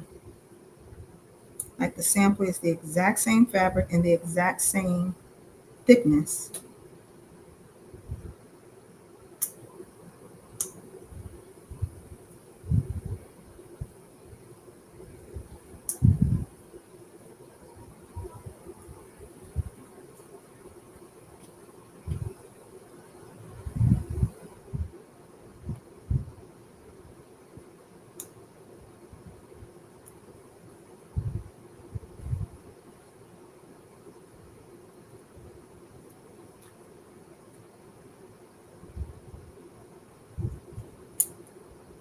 It's going to drive me up a wall. Like, I got to figure out what the problem is.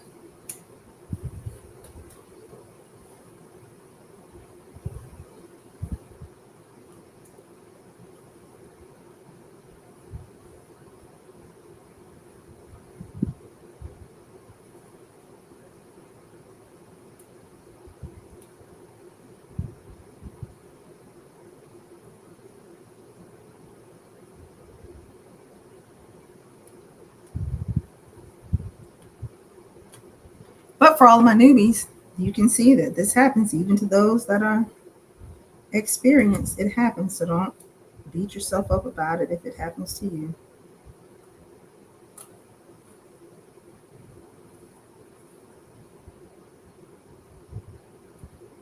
Look how blue my nails are. Look at that. It's gross. All that's from the dye in the jean.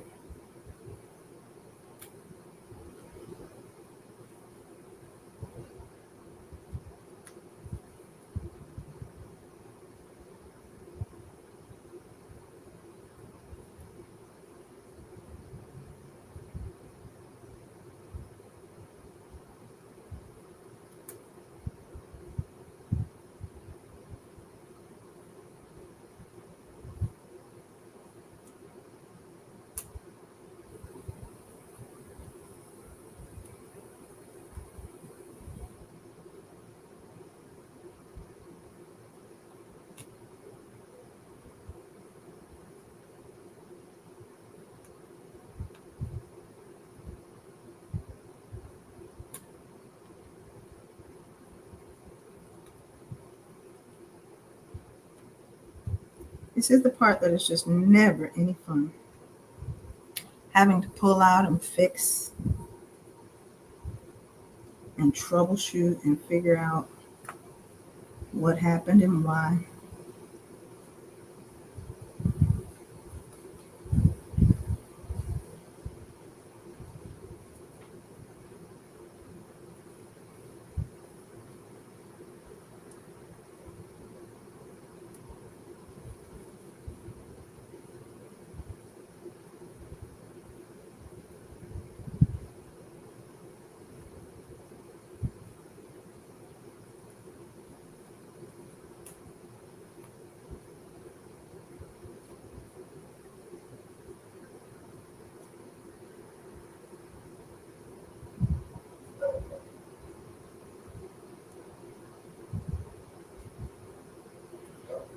All right, got that top part out.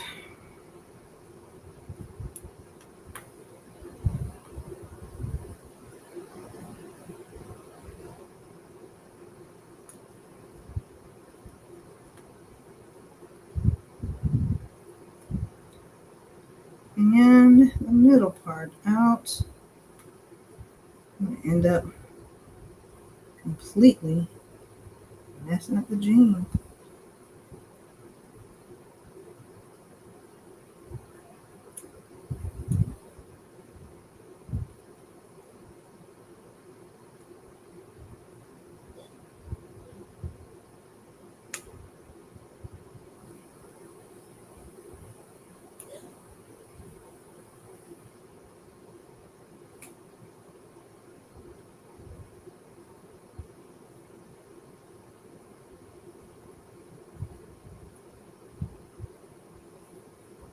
If this happens to you, you got to take your time and go slow. You just got to take your time.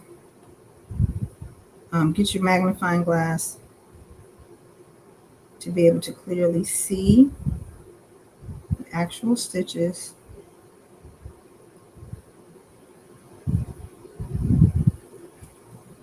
So you can pull them out.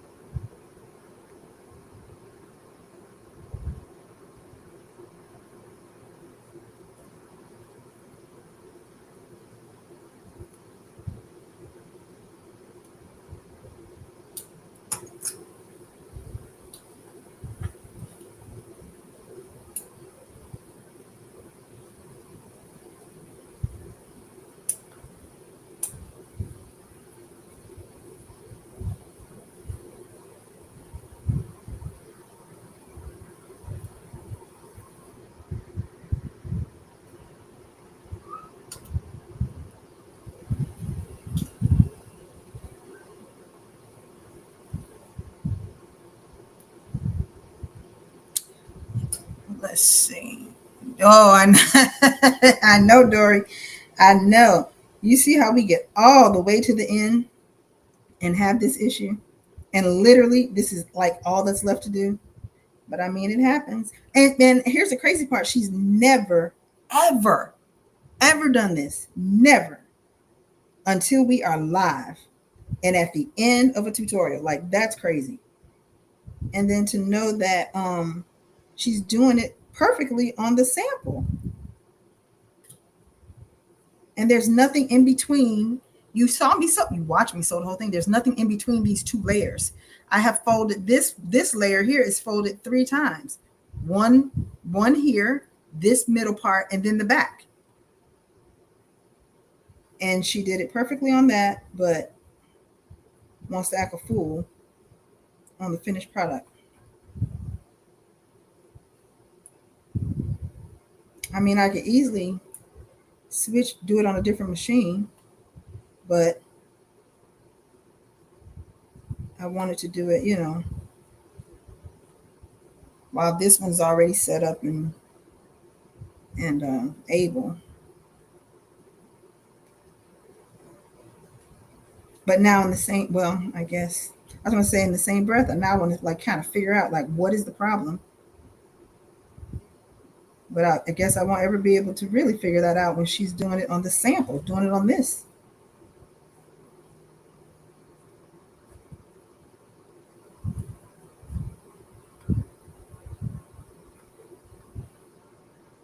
So last little piece here to get out, and then she'll be completely out.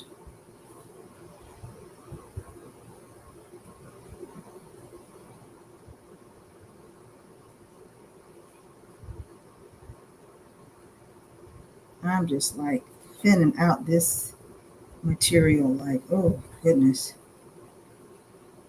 really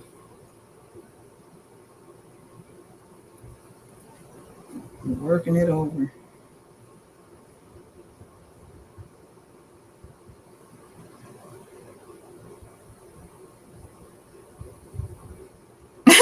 It's not her, it's me. All right, got it out.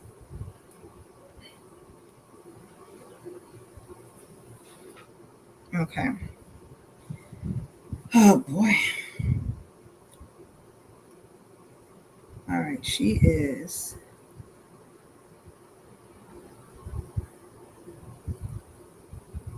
back to square one, but she's obviously thinner in this section because I have manipulated and uh, cut up this area so much, picking it and stuff. Like,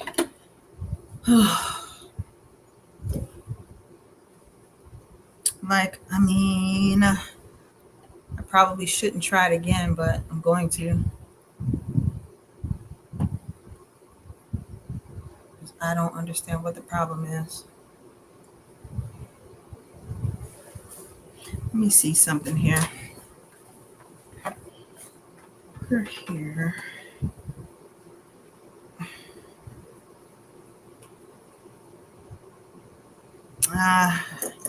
Probably shouldn't, but I am definitely gonna try it again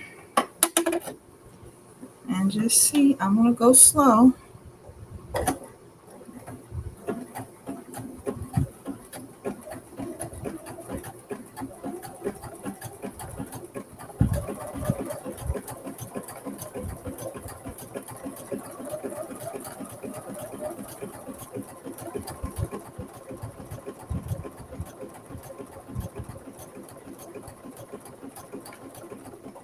I must have a setting set up because she keeps stopping in the same spot. Like, what did I do wrong? Oh, no, she's moving.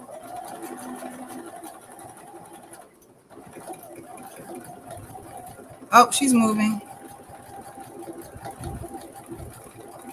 We might actually, oh, you can't even see. We might actually have it fixed.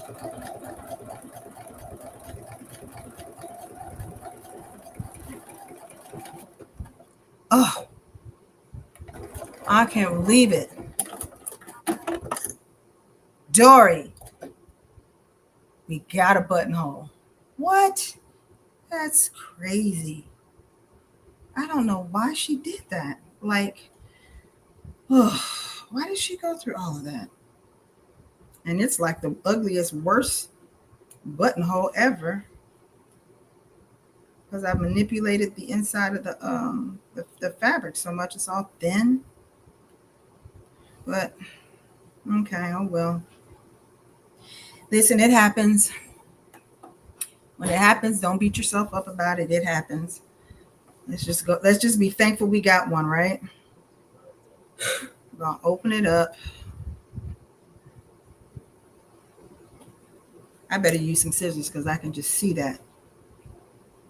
With the luck I'm having tonight, I can see that snapping all the way through. Yes, there is, Dory. Look.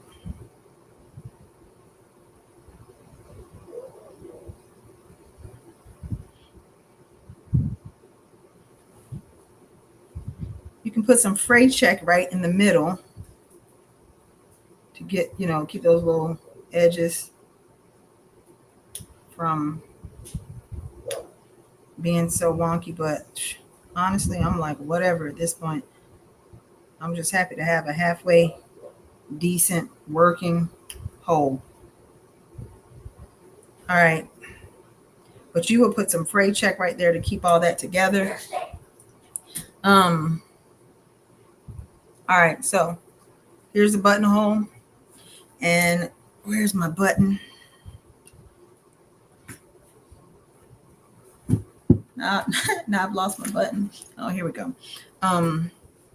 I don't even know if I dare do my little button. I probably better not do that. There's a stitch on the machine that will do like a little eyelet. Do I dare? Where's my scrap? Do I dare try to do that stitch? Like, do I even? We're living on the wild side, Dory. Let's go for it. Let's go for it. Let's just see if it'll do it without any problems.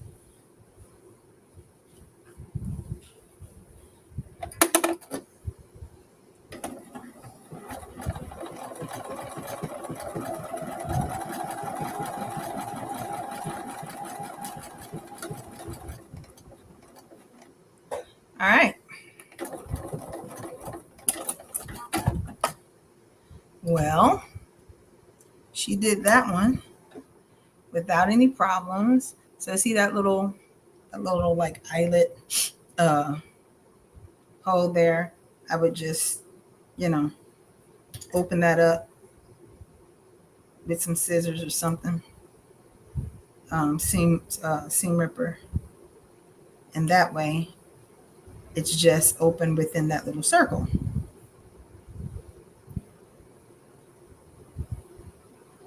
But do I dare try to do that on this actual jean?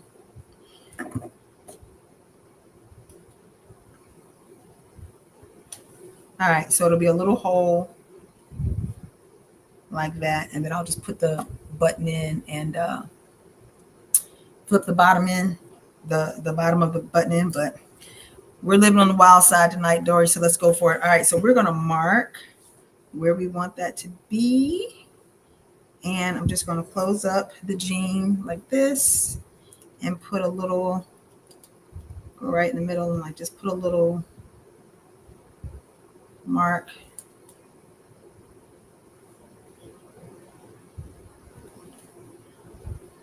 Oh, that might be too close to this bulky edge, honestly.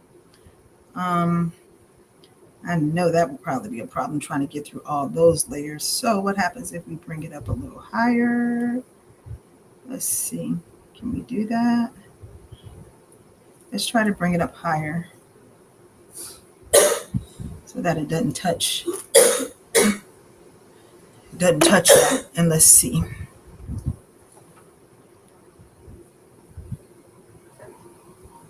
All right, Dory, here we go.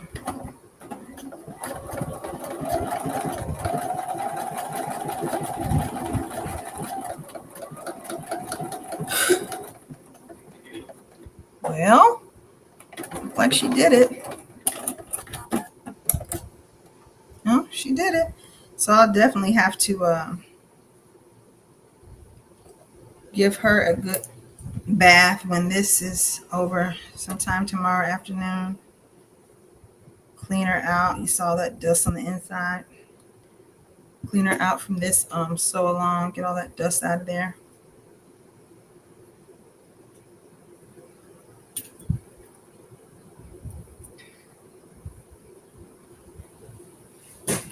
Okay. So it actually made it. So I'm going to take the bottom of my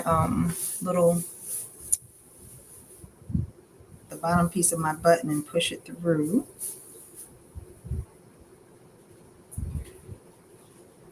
Oh, my hole needs to be bigger.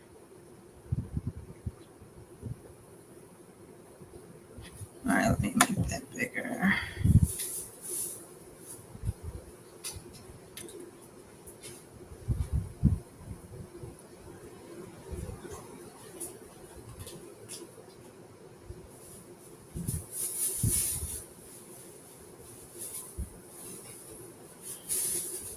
Trying not to cut it too big.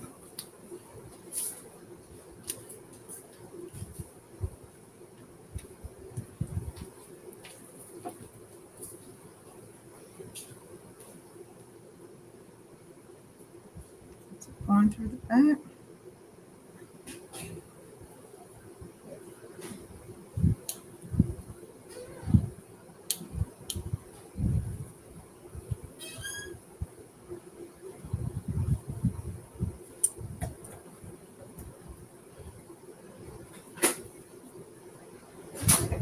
Still not big enough.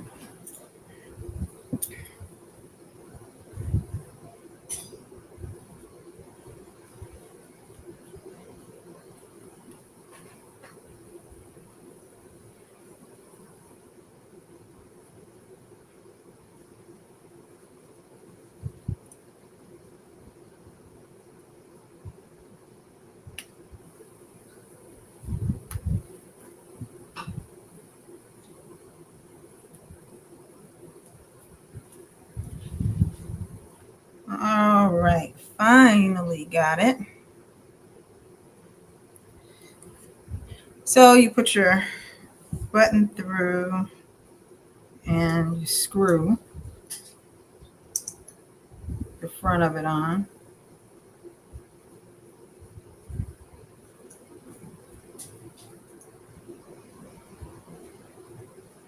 Till it kind of stops, and then flip it over and tighten the rest with your little screwdriver that comes in the kit.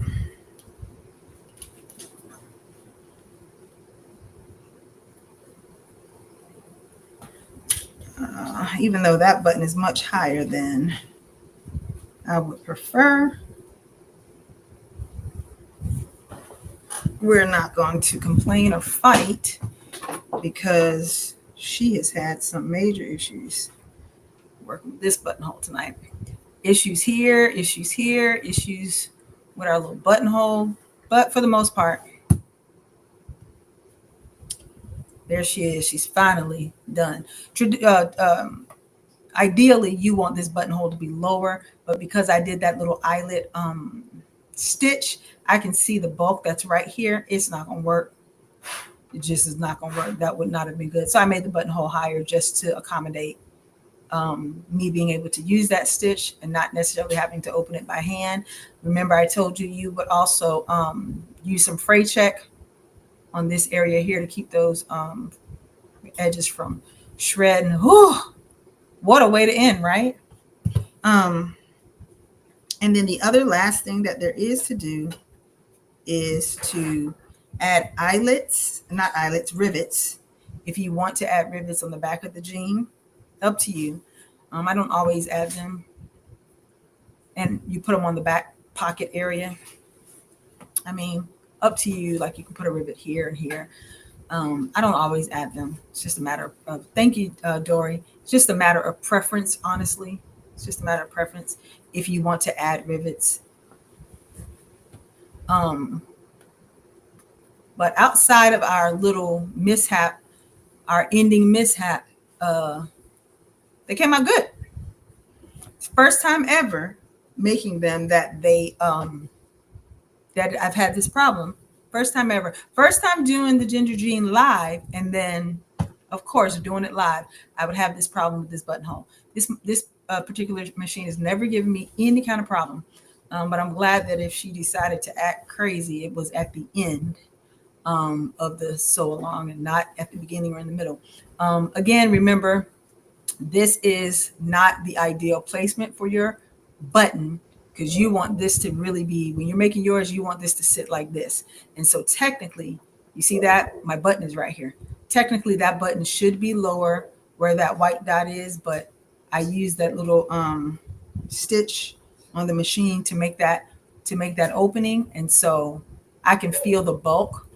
And I knew that it would probably be a problem since the machine was giving issue earlier. And so I opted to just raise the button up higher. But ideally, you don't want the button this high. That's not really aesthetically pretty. Unless you want it that high. I mean, if you want it that high, put it that high. It's your jeans. But me personally, I would have liked it a little bit lower. Again, I did it like this just to keep the machine from having issue, because you want this part here to really be even like that. You want it to really sit like that. And then hem the bottom. That's the only thing that I technically have left to do. I might as well go ahead and do it. I got one side done already to kind of show you, but since we're after hours, what is this little thread fuzz? Since we're after hours, I might as well just go ahead and finish it. And your belt loops. You're gonna add your belt loops. Belt loops will go. Belt loops can really go wherever you want. I normally put two, right here, and I'll put one on the side, or the side ones I'll put here, and then one right here in the middle, on the back in the middle. So that's really it. And when you do your belt loops, you are going to actually, let me just do one and show you. So on your belt loops, you're going to cut your belt loops. You're going to cut your belt loops, page 18, 3.5 inches. So you cut 5 belt loops, 3.5 inches. I never, ever wear a belt. So belt loops aren't really necessary for me. If you are a belt person, always wearing belts, love to wear belts, then for this sew along, your belt loops are 3.5 inches. So just measure them out and cut them.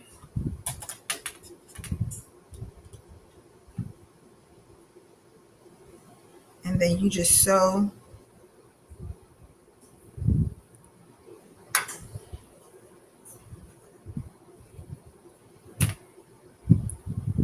them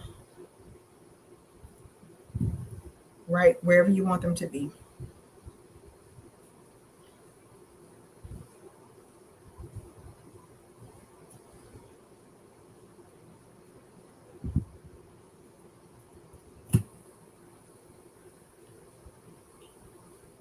You don't wear them either? Yeah, I don't really need belt loops, but I mean,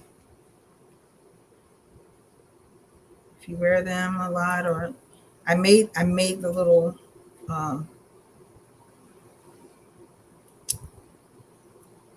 this little, made them, but I never intended on actually using them.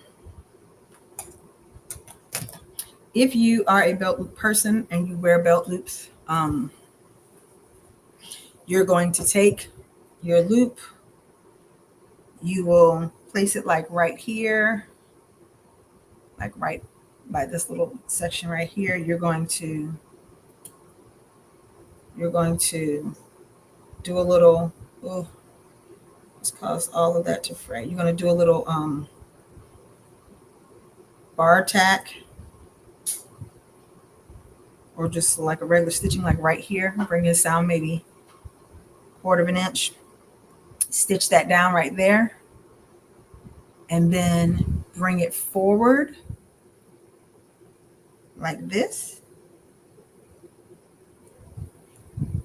Stitch right there. And down here at the bottom, you're just going to turn it under maybe like 1/2 inch or so, like this. And you're just going to stitch right there. That's how you attach the belt loop. Okay. And then place the other belt loops right wherever you want them. But this is what it would look like if you decide that you want to use belt loops. Just attach them right there. Okay.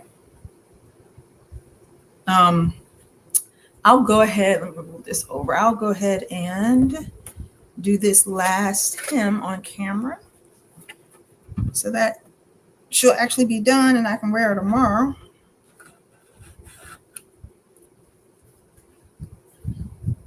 So I need to put the top stitching thread back in so that I can top stitch. Put the machine back on a straight stitch and increase the stitch length. 3.5. There we go.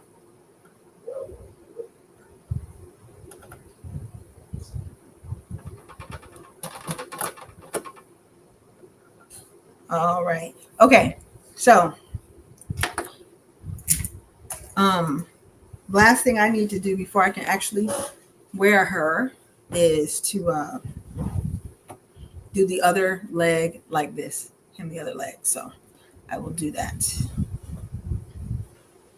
And I just do about 1 inch. So 1/2 inch, and then just top stitch around on the outside.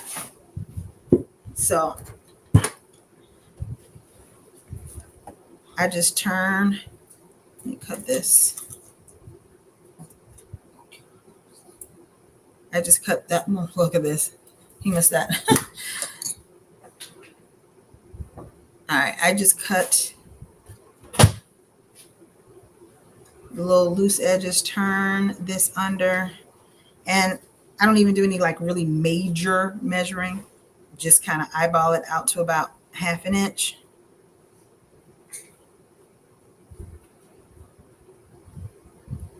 Till it looks like how I want it to.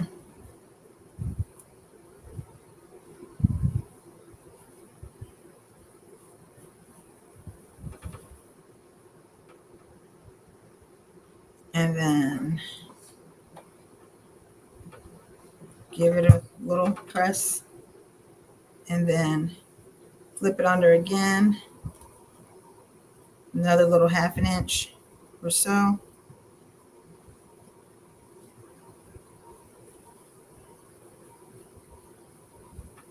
And then give it a press.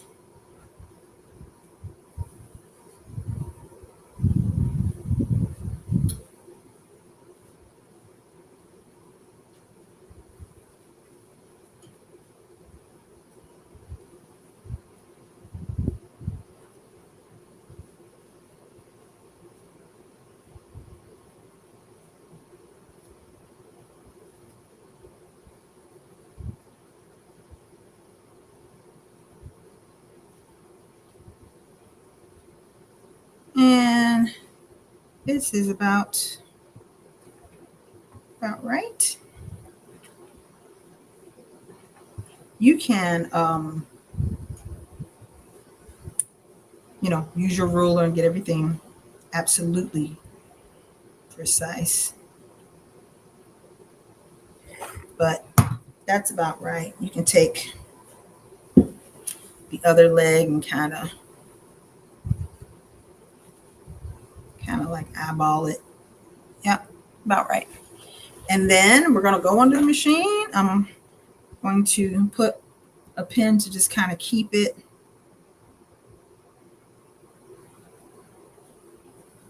where I want it so that it doesn't get too big or too small, my hem.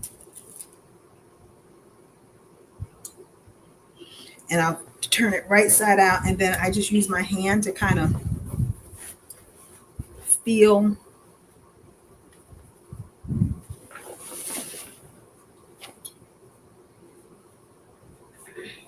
the edge, and I start sewing at the inner inseam.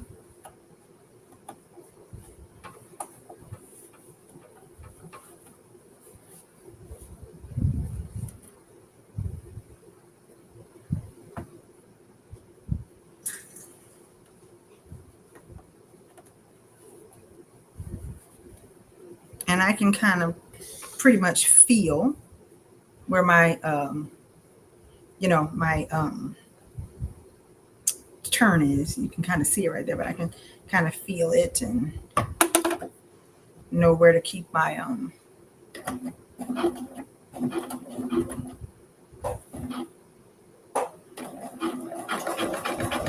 my needle.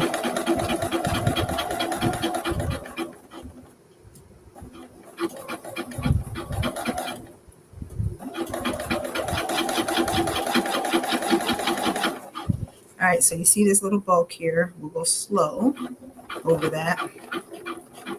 The amount of needles that I've broken tonight. I need to go slow, super slow.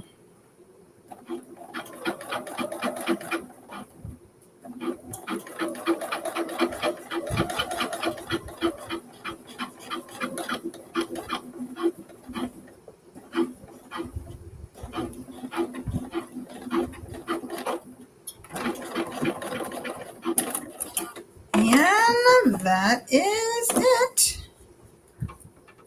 Oh, did I just hit the cut button, huh? I didn't mean to do that. She does not like this thread being cut on her. Automatic thread cutter with this thread. Okay.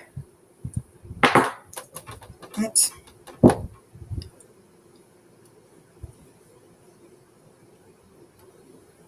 So there it is. And then just give it a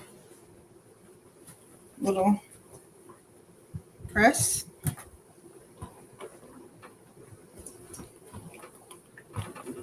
And that's it. Finally done. There's our hem, the bottom. Here's the front.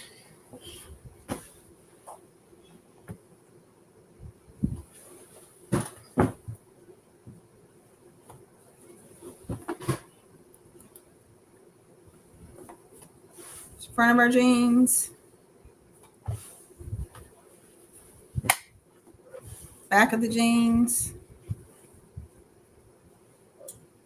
Our little side bar tack area. Side stitching. And our inseam stitching. And that's it. All complete. Ginger jeans so long. Ginger jeans so long. Thank you guys so much for hanging out with me. Dory, thanks for hanging with me through troubleshooting. Through troubleshooting and figuring out why this buttonhole didn't want to work properly.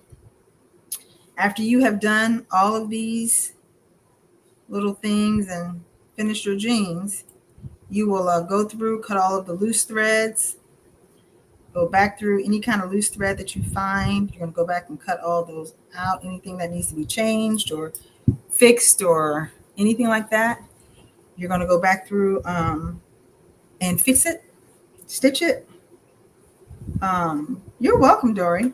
But definitely don't be afraid to try it because I'm telling you, it will be the best fitting jeans that you've ever had. I'm telling you, it will be the absolute best fitting jeans that you have ever had. Don't forget that when you get to the section where right before you put on the waistband, go ahead and do a fit. Go ahead and do a fit. I showed you. I took like another um, maybe 2 inches off. Like that was my first stitch. So it's like a total of 2 inches off total off of the seam to get the fit that I want. So make sure you do a fit before you put that waistband on, just to get it how you want it. Um, and then also remember, after you have made your first pair, or if it's not your first pair, whatever, remember that it's very easy to change this. So if you want to make it a flared, like a 70s flared vibe, you can absolutely do that. All you're doing is cutting, instead of cutting a straight leg, you're going to cut front and back the way you want it to, sit on your body, sit on the, hang on your leg.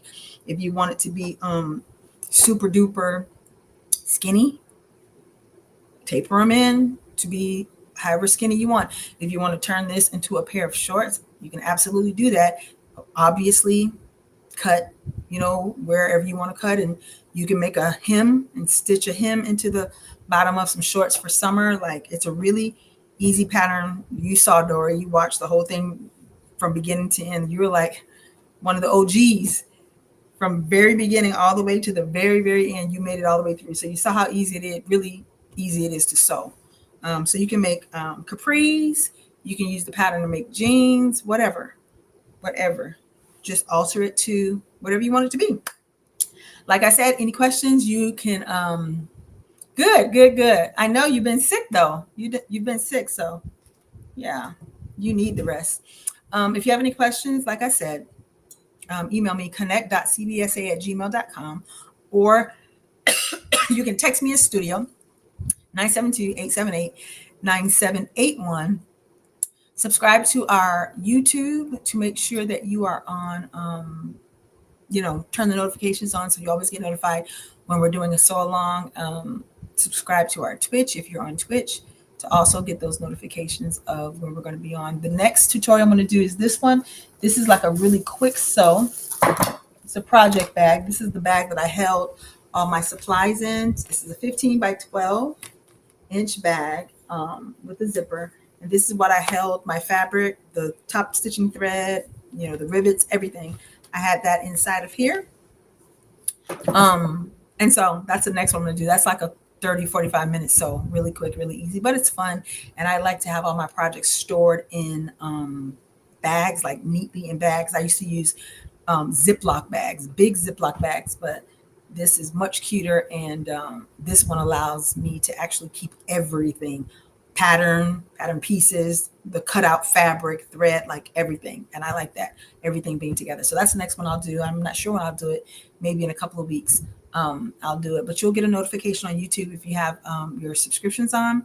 You'll get a notification on YouTube, and then any of the tutorials and sew alongs that I do for my e-members, my e-list, and anything that I have on my website. You want to make sure you're following me so you get all those notifications and you can stay in the loop. You can follow my Instagram. Instagram is at the CBS Academy. All of the things: Instagram, Facebook, YouTube, everything, Twitch, TikTok, everything is at the CBS Academy. So follow me on all my social media channels, and I will see y'all next time. Thanks so much for hanging. Hope y'all had fun, and we'll see you for our next sew along. Feel better.